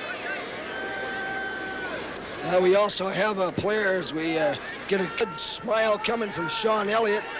He's on the bench today. He's happy. Wearing that number 5 that Mike England sported for so many years at the Kingdome and then Memorial Stadium. He's enjoying this very much. The tall and the short are the new duo that have joined the Seattle Sounders. Sean Elliott, who is 6'1", watching from the sideline as we had an opportunity to look across the way and see him. And then Stan Cummins, who's in the game, is doing a superb job for so early on a side at 5'5+. Now Calgary's run on, knocked away by Kevin Bond, who on defense has done a superb job today, and of course on offense has done a superb job on the year, in that he leads the Seattle Sounders in scoring. And we're going to see a substitution come up for Calgary, I think, in a minute, because it's obvious that Carlos Salguero has been injured. He's been having some problems with his hamstring muscles, and Mr. Morris appears to be calling time at this point so that Mr. Billy or Bruce Bates will come into the match. From Vancouver, another North American player comes into the ranks of Boomers as the 20-year-old 5'11" Bruce Bates joins the Boomers in place of 25-year-old Carlos Salguero. So with Salguero, the Argentinian, go to the bench. Another North American enters the playing field for the Boomers, and it's very impressive to see these now North Americans doing so well at such an early age and making their debut in so many places across the NASL. The Boomers with the ball in midfield, the ball at the foot of 34-year-old Jorgen Christensen. Christensen sends it out on the left wing. It's picked up there by Bates. Bates tries to put a cross in. It's headed across the end line for a corner kick by Calgary as Roy Greaves got his head on it. And it'll be a left wing corner kick down to our left. That's the northwest corner of the playing field as we're in Calgary at McMahon Stadium, where Seattle leads 1-0.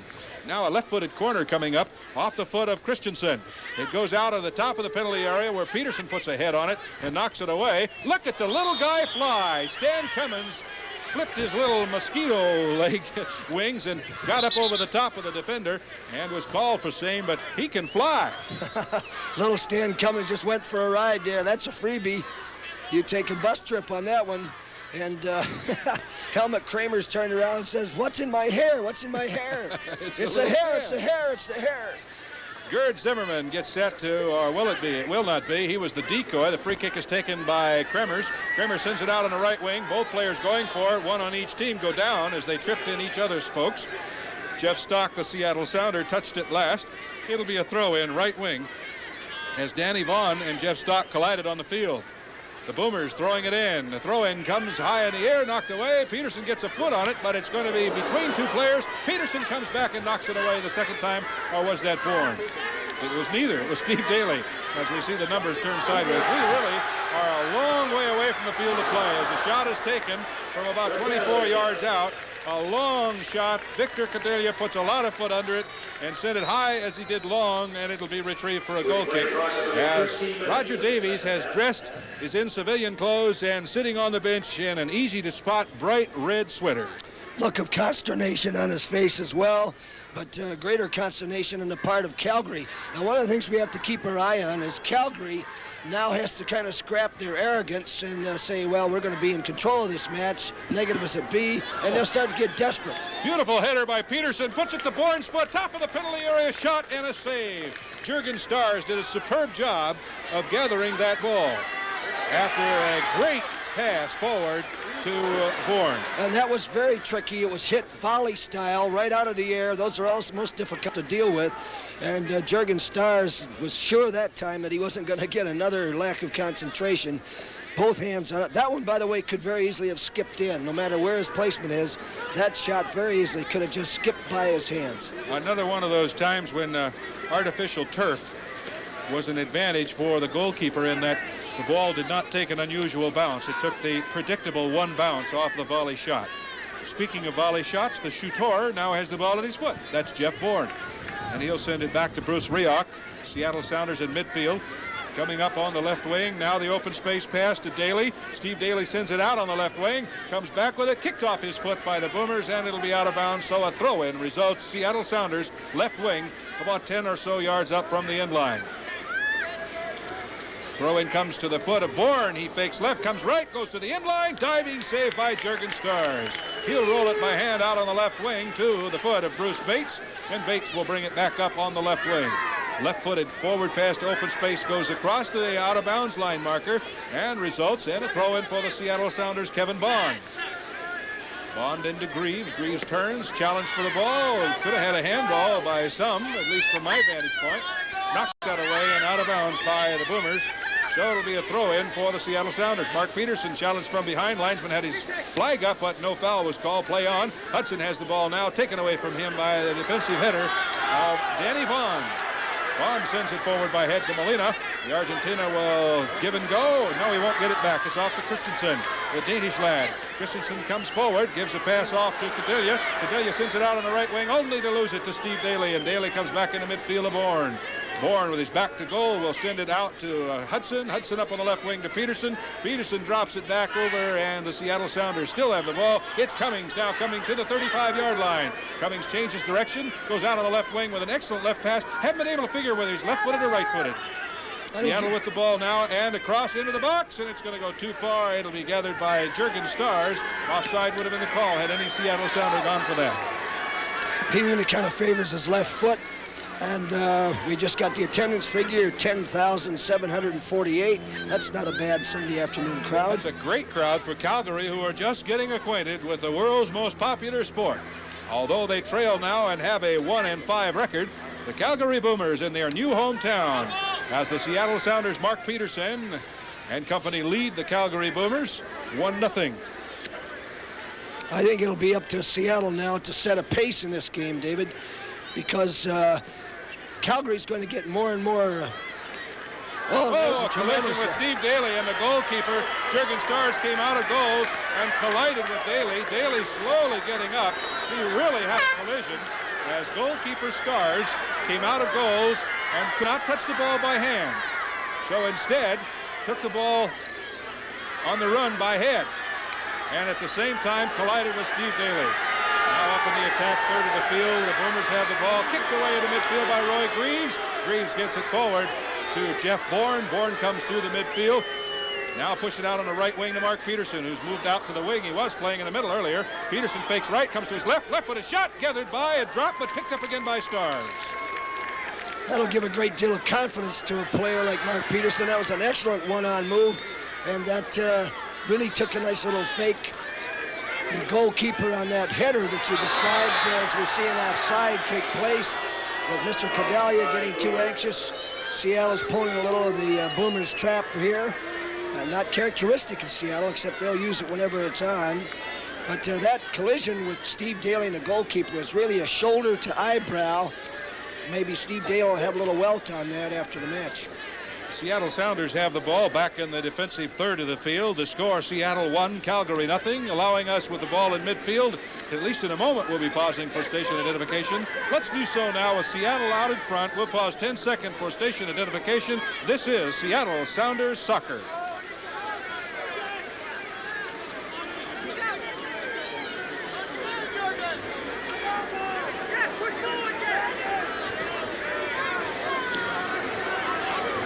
With the ball, Stan Cummins is coming upfield. Sometimes we put the G in the wrong place. He puts a long cross forward, and it's going to be gathered by goalkeeper Juergens at the top of the penalty area, as there was nobody in the Seattle uniform nearby. It was intended, I believe, for Jeff Bourne, but Bourne did not read the coming pass from Cummins. C-U-M-M-I-N-S.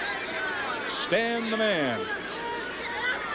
The excitement level on the field is still present, but the stands have not yet picked up. Now, as I say it, they do. And so do the Calgary Boomers. As into the attack zone comes Christensen. His cross goes to the far side, headed momentarily by the captain of the Seattle Sounders, Hudson. But back in toward far. Beautiful save by Mike Ivanhoe. As Ivanhoe had David Nish right beside him, Ivanhoe did a superb job and gets a big hand on the back of the neck and the back of the chest by Jeff Stock and others, as he did a superb job on that save. That'll end all speculation about Mike Ivanhoe's fitness and his timing, because most goalkeepers simply wouldn't have had a hand on that. It was a tremendous deflection after a hard cross and a hard head, and he got his hand on it and deflected it out. The following shot off the corner kick is taken by Gerd Zimmerman, but it is also gathered by a charged-up Mike Ivanhoe. You know, adrenaline plays such an important part in any sport, especially out on the field, that fans will also exert and use a great deal of adrenaline. But when Mike Ivanhoe gets a save like that and gets the kind of compliments from his teammates and the kind of grin that is coming from Jack Brand on the bench, as well as the two coaches, Alan Hinton and Bobby Howe, everyone's happy with a superb job that Mike Ivanhoe has done stepping into goals tonight, almost by surprise. And it's not night, it's afternoon, I realize. I'll tell you, when you get a chance to break the starting lineup, that'll help you too. Indeed it will, even though it's a little frightful at times. All right, Calgary on the run, loses it right at the 35-yard line, as Alan Hudson made it look so easy. He got it off to Bourne. Bourne out on the left wing with it, thanks to the pass from Daly. Comes back with a high kick and is sent up open space, and finally across the touchline on the far side, as we have a throw-in coming by the Calgary Boomers. Lucky number 13 out of Vancouver, Bruce Bates. Lucky to be in, not happy at luck, however, and that Carlos Alguero was injured, each team having an injury. Roger Davies out for the rest of the game, and we'll not know until 11:43 tonight, when the team arrives in Seattle, just how extensive that damage is.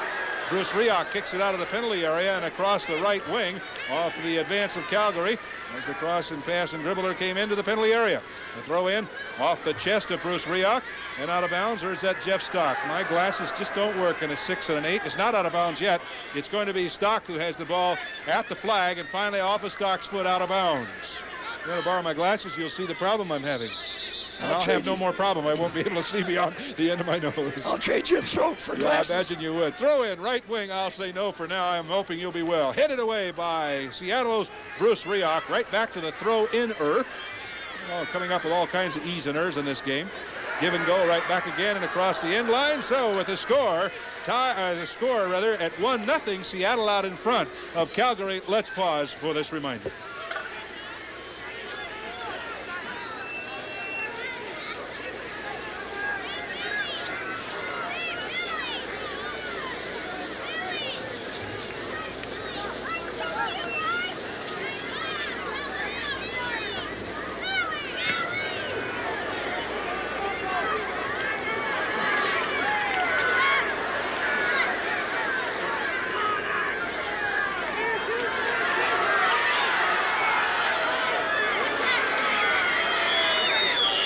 This half brought to you by Seattle First National Bank. For something new in banking, look for it first at Seattle First. And don't forget to use your Sounder ticket stubs for a free pitcher of Coke when you buy a 12-inch or larger pizza at Pizza Haven.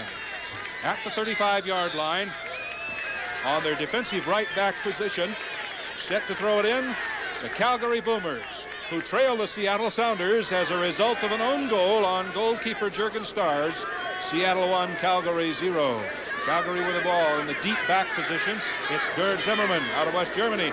He'll roll it back to his goalkeeper, who must be kicking himself at this point. But remember, although we don't have the official time, this game is far from over. And with the thin lead on an own goal at that, Seattle's offense has not, frankly, been that offensive. This is the kind of game that actually destroys coaches. They really get nervous, and Alan Hinton, I'm sure, will be kind of nervous in the next few minutes, because Calgary tends to get a little desperate. They'll start doing unorthodox things, and as long as you keep a team predictable, you can kind of thwart what they're trying to do.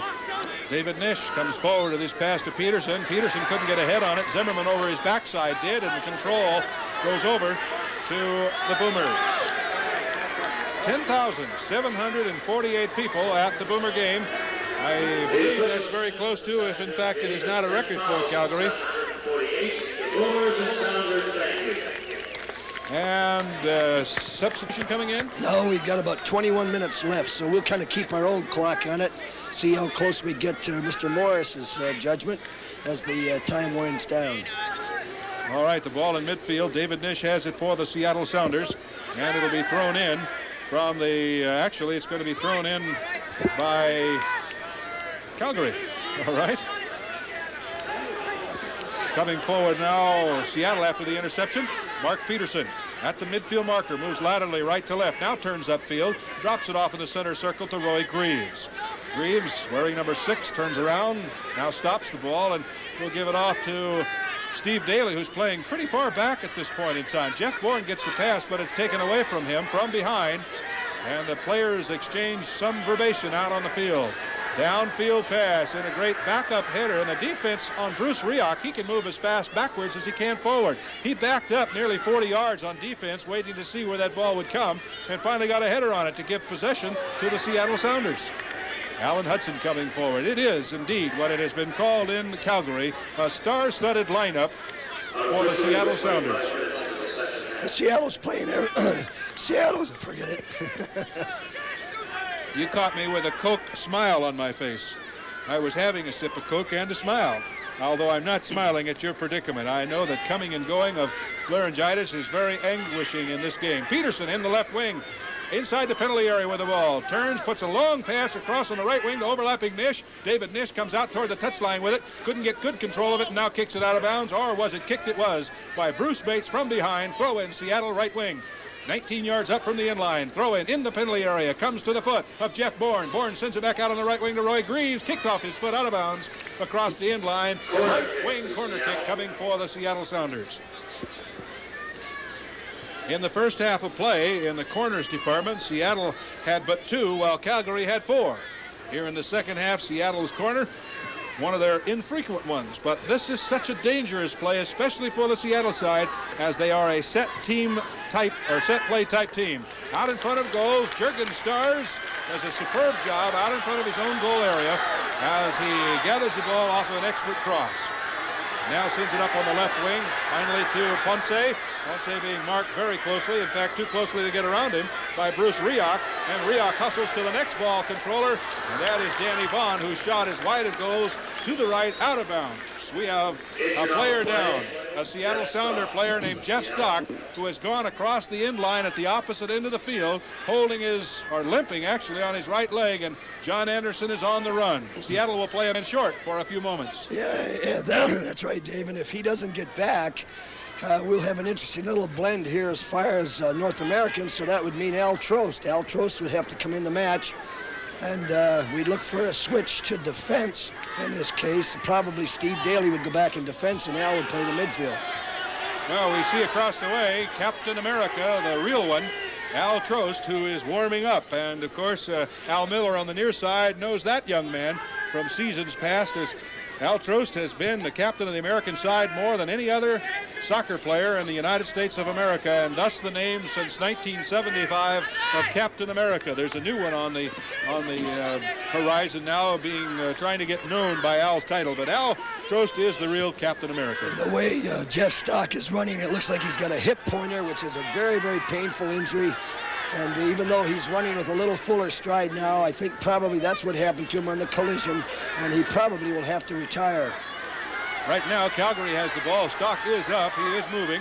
And across into the box, knocked away by Jeff Stock. He got back fast, and it's going to be on the head. Oh, bumping into the referee. Cummins loses the ball. Calgary, and down inside the penalty area by Roy Greaves. He's outside the penalty area on the trip. The referee says no, it's inside the penalty area. So, although Roy Greaves maintains it was 2 or 3 yards shy where the trip took place, the penalty kick is going to follow. Well, no doubt about it, he fell inside the mat. But I still believe that his feet were outside the line when he first made his move. And little Stan Cummins and Captain Alan Hudson are debating violently. Jeff Bourne is being told by Mr. Morris to get out of the box. This is one of those things that can turn the tide of a game, where the decision of the official can change the complexion of the game, as Garrett Zimmerman, that handsome dog with the mustache and the curly hair, the giant number 2 is back. We saw the second goal by Vancouver last week as a gift. Now we see getting up Garrett Zimmerman to see whether or not he can collect his gift. Slightly to the right of center, goalkeeper Mike Ivanhoe has a tremendous challenge coming.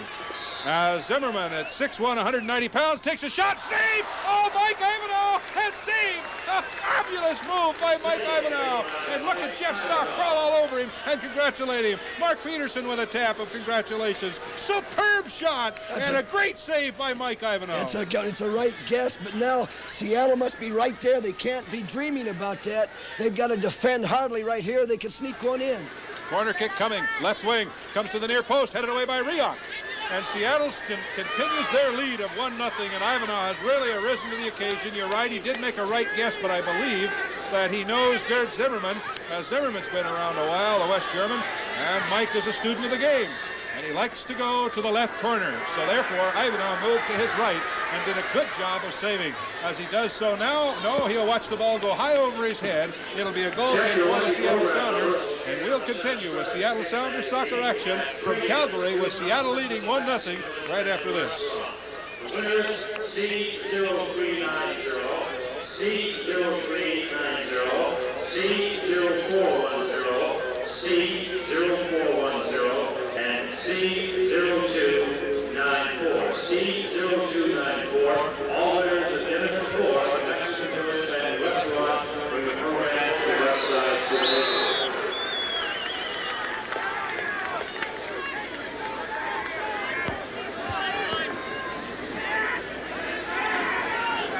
This Seattle Sounders soccer game is being brought to you in part by the bottlers of Coca-Cola and Sprite.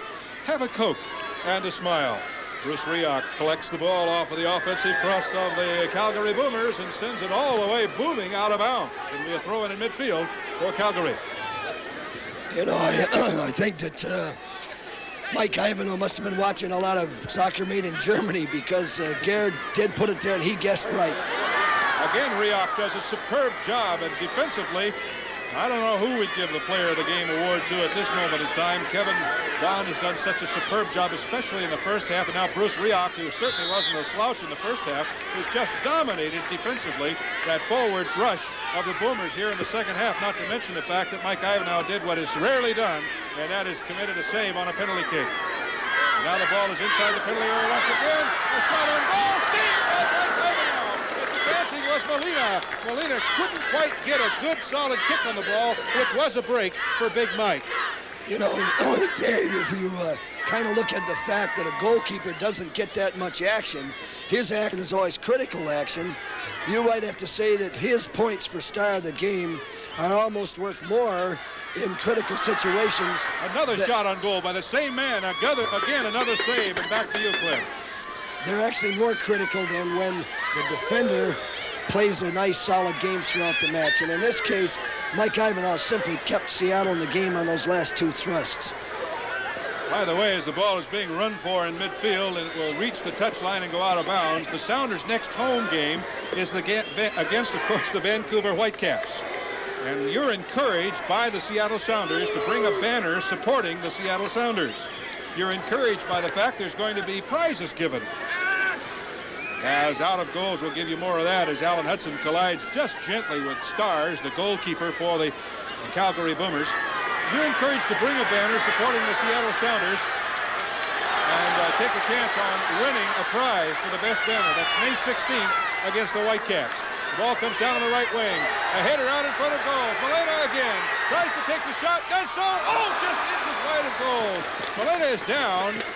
I believe the goal mouth was covered by Kevin Bond, but there are 2 Seattle Sounder players down and 1 Calgary Boomer. And one of the reasons why he went down is because he was disheartened at the miss, which he saw as an open goal. He was shooting for far post, and he fluffed the shot, and consequently he went down to dream about it a little bit. We have a player down in the Seattle uniform right in front of goals, and a goal, we too often use that term. It's David Nish, and the right leg is what he is, left leg is what he's favoring. And John Anderson has taken him across the end line to allow some time to happen before a potential substitution. And of course, when David or any other player goes out, David having had a recent leg injury, we watch very, very closely. You know, as we watched that shot being taken, it looked to me as if we had a hand saved by Ivanhoe. If that had been the case, as we see a substitution coming on as Sean Elliott. More on that in a moment. But if that had been touched by goalkeeper Mike Ivanhoe, it would have been a corner kick because the ball went across the end line.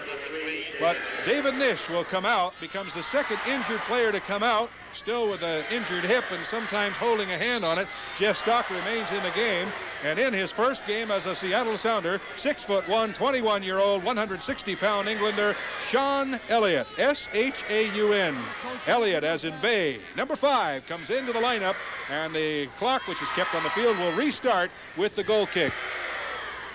14 minutes unofficially remaining approximately in playing time, as we have several clock stoppages that have kept our unofficial time in the booth. Or have you been keeping yours up, Cliff? You've been keeping it up. Good. That must have been where we got that from. The ball goes across the touchline in midfield. It'll be touched last by Seattle. The Boomers down by 1. Now need to put more heat on, and they have been doing that. We have some out-of-town scores. We've already given you the final in New York 5-1, the final at Chicago 5-0. San Jose in the first half, we do not have a further score. It's 0-0. The Portland-Los Angeles game, a very important one for Seattle. Very important in that although it is not a final, there's 41 minutes to play in that game.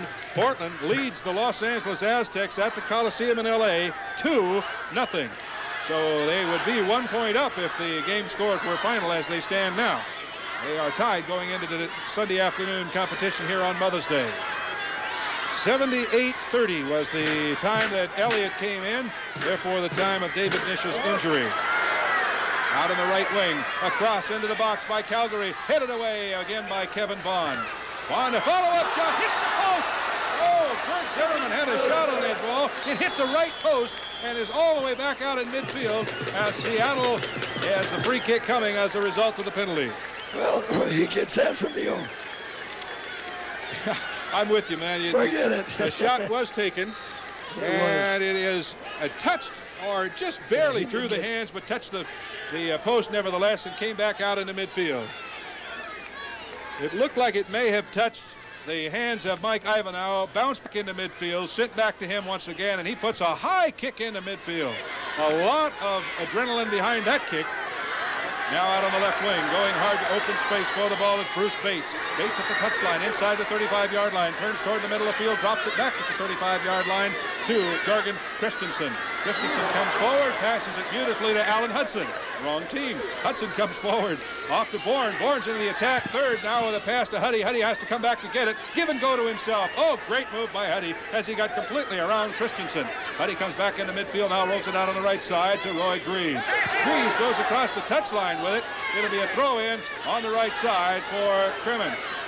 Well, Crimmins throws it in, and Seattle gets it right back again. Seattle protecting a 1-goal lead on an own goal scored by Jurgen Stars, the goalkeeper for Calgary. And at this point, leading 1-0 over Calgary. We're in a tie. Seattle was with Portland. They lead over Los Angeles in the second half by 2-0. So it'll be one to watch. And we may not have the time in that game started later than our game in lieu of the time difference. We may not be able to give you a final score on that here this afternoon on our broadcast. Coming forward on the run now comes Helmut Kremers. West German, he'll send it out on the right side in midfield with the lead, or I should say with the trailing situation at their feet. Now with a lot of pressure, the Boomers move up on the right wing, all the way to the end line and across the end line as Gerd Zimmerman found the defense of Jeff Stock just too much to handle. And the ball went across the touchline on the far side. Stock gives a hand signal to the linesman that says, I don't agree with your call, but I believe it's going to be the referee and the linesman that now will have a conversation. And it's going to be set up for a goal kick by Rioch, and now Rioch, disagreeing with the call, will roll it out of bounds, and the referee is going to stop his clock. We have just around 9 minutes of playing time remaining. And you know, each team in the professional sports tries to find a mascot. In this town they found one built like me, the Big Boomer. He's a big fella. Handsome, though. Handsome fella. Ugly, too. No, he's handsome. Free kick now awarded out on the right wing. Holding is the call against Seattle, to be taken just outside the penalty area. Going to the far post. Two Seattle Sounders get a header on it. Now a third. Roy Greaves puts it to the foot of Seattle Sounders. Cummins comes forward across the midfield marker. Oh, beautiful run to Stock. Oh, tripping is going to have to go, but a shot taken. Oh, it's wide. Peterson got tripped by the goalkeeper.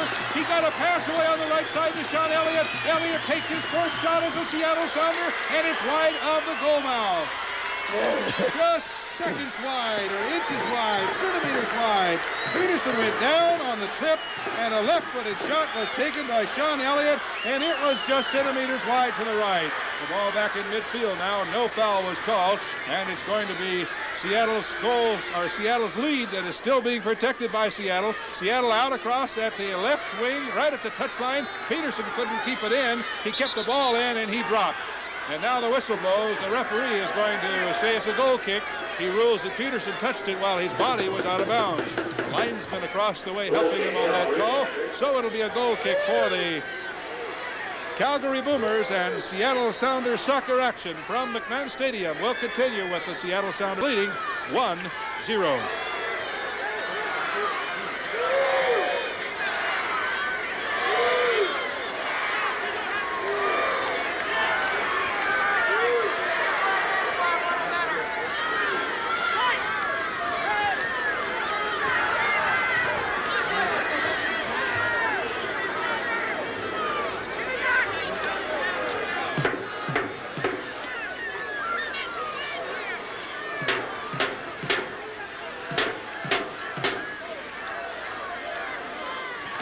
Tickets to all Seattle Sounders home games are available at any Ernst Home Center or Sports West store during regular business hours. Seattle coming up on the left wing with the ball at his foot is Cummins. Cummins centers it to Bourne. Bourne's shot is touched or deflected by Danny Vaughn, and it goes across the end line.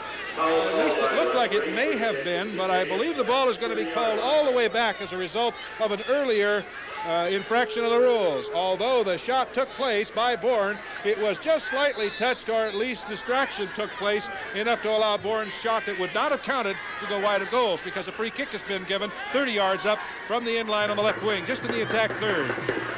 Free kick is taken, and it's off to the foot of Daly. Daly runs up on the left wing, double team. He can't get back to the ball. It goes across the end line. Obstruction will be the call. Free kick, Seattle out on the left wing, 10 yards up from the end line. Make that 15.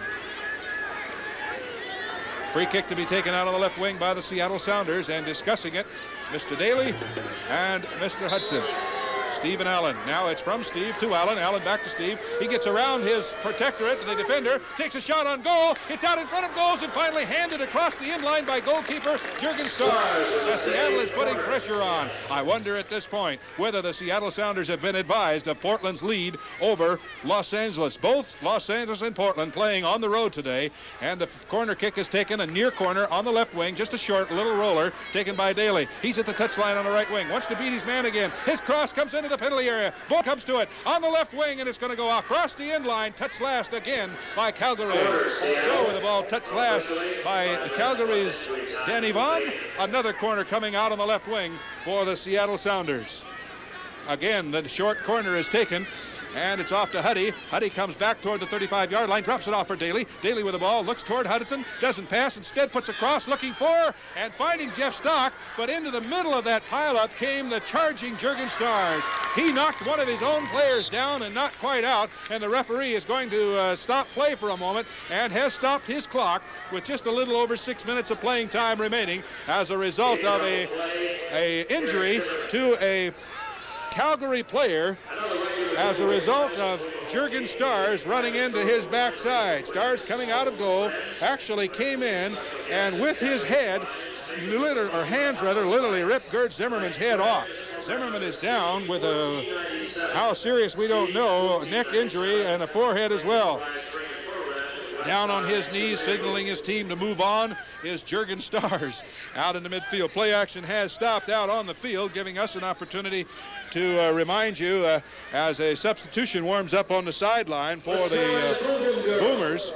We'll wait to see whether or not one of those Boomer uniforms is actually coming into the game as we have an injured player. We do want to remind you this much again. The Seattle Sounders return to the Kingdome for two very important games next week. They're very important to the fans, very important especially to the team.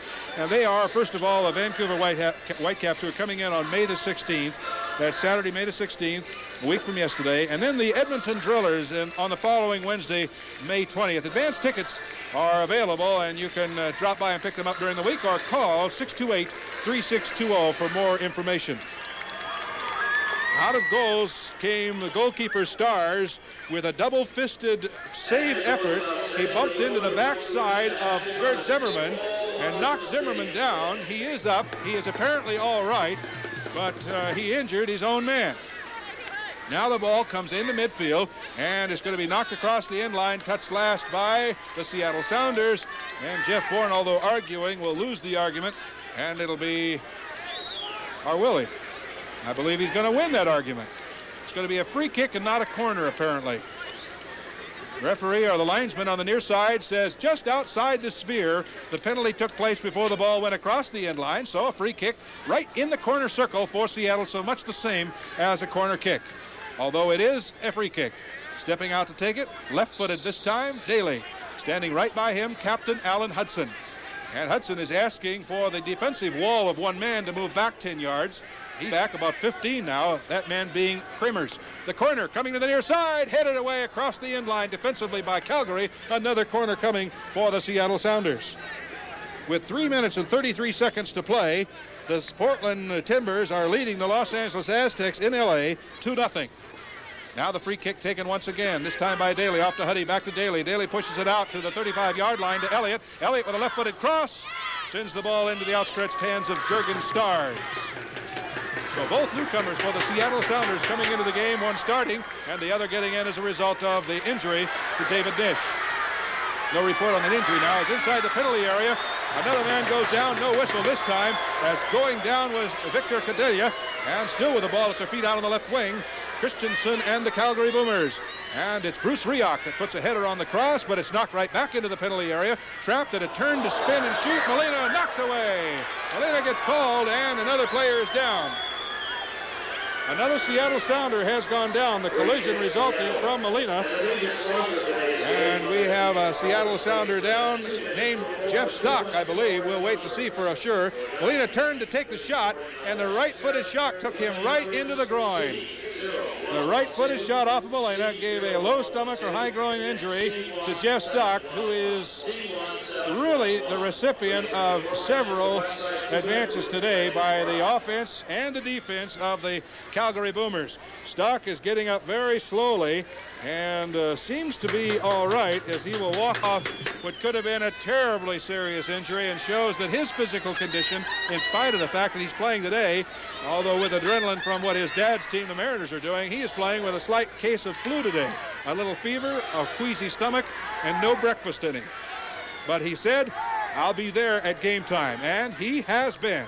He's up and all right. The game is back underway. As we have Jeff Bourne with the ball at his foot, sending to Peterson out on the right wing. It's 2-on-3. Peterson advances toward the penalty area. Now goes to the inline. Watch for the cross. Oh, he's pushed away. A terrible push, which got Peterson off guard. And although no foul has been called, Peterson could have been injured on the push that took place, as Paul D'Agostino really, although not getting caught, did a terrible thing. Peterson's all right, fortunately. Peterson went to the inline for that cross and was pushed by hand away. Tried the cross anyway, but it takes midfield once again for Seattle to regain control. A minute left, unofficially, in this contest, as Seattle is currently leading 1-0. Portland leading with about 2 minutes left, 2-0, would go up by 1 point over Seattle. More on that on our post-game show. Sean Elliott heads the ball out of bounds in the final minute of play here at the McMahon Stadium. Ball in midfield. Clock continuing, of course, to be kept on the pitch by the referee, or on the field. With the ball at his foot in midfield, Paul D'Agostino. He'll drop it off again in midfield. Calgary seems to be playing. Oh, Huddy with a great steal coming in from behind. Just stepped over the top of Ponce and took it away. Up on the left wing now with the ball is Huddy after getting a pass back from Daly. Huddy comes in at the end line, puts a cross out in front of goals. Linesman says he will cross the end line. Goal kick coming. Official time kept on the field. Referee looks at his wrist watch, and it's at the foot. The ball is of Zimmerman. Zimmerman across midfield. He'd like a tie game here. It's 1-0. Seattle out in front. Pass goes to Cadelia. Time is run out on several clocks being kept in the booth. Still being run on the field, however. Remember the injuries, and we're not sure when the referee started or if he started his watch. They've been known to do that before. Bates with the ball on the left wing has a cross effort knocked away by the legs of Bond, but he picks it back up again. It's Kramers with a cross, and it's going to go across the end line. Watch Seattle take all kinds of time to regain that ball now. As the clock is still running, there's no official signal by the referee, but then he is keeping the time, and he may indeed have stopped his own wristwatch without the official signal. I believe he has done just that, and now getting set to kick the ball clear for Seattle will be Rioch or Stock. Hard to tell. It's going to be Rioch. Bruce puts it into midfield, all the way up into the attack third, although Bourne is really hustling for the ball. Danny Vaughn is going to beat him to it, but it's out of bounds. Off of Seattle's goalkeeper, that being Mike Ivanhoe, who's done an outstanding job here in this game defensively. The referee giving all kinds of time to Calgary. Calgary getting the break in terms of time, advancing the ball up on the right wing now inside the 35-yard line. Whistle.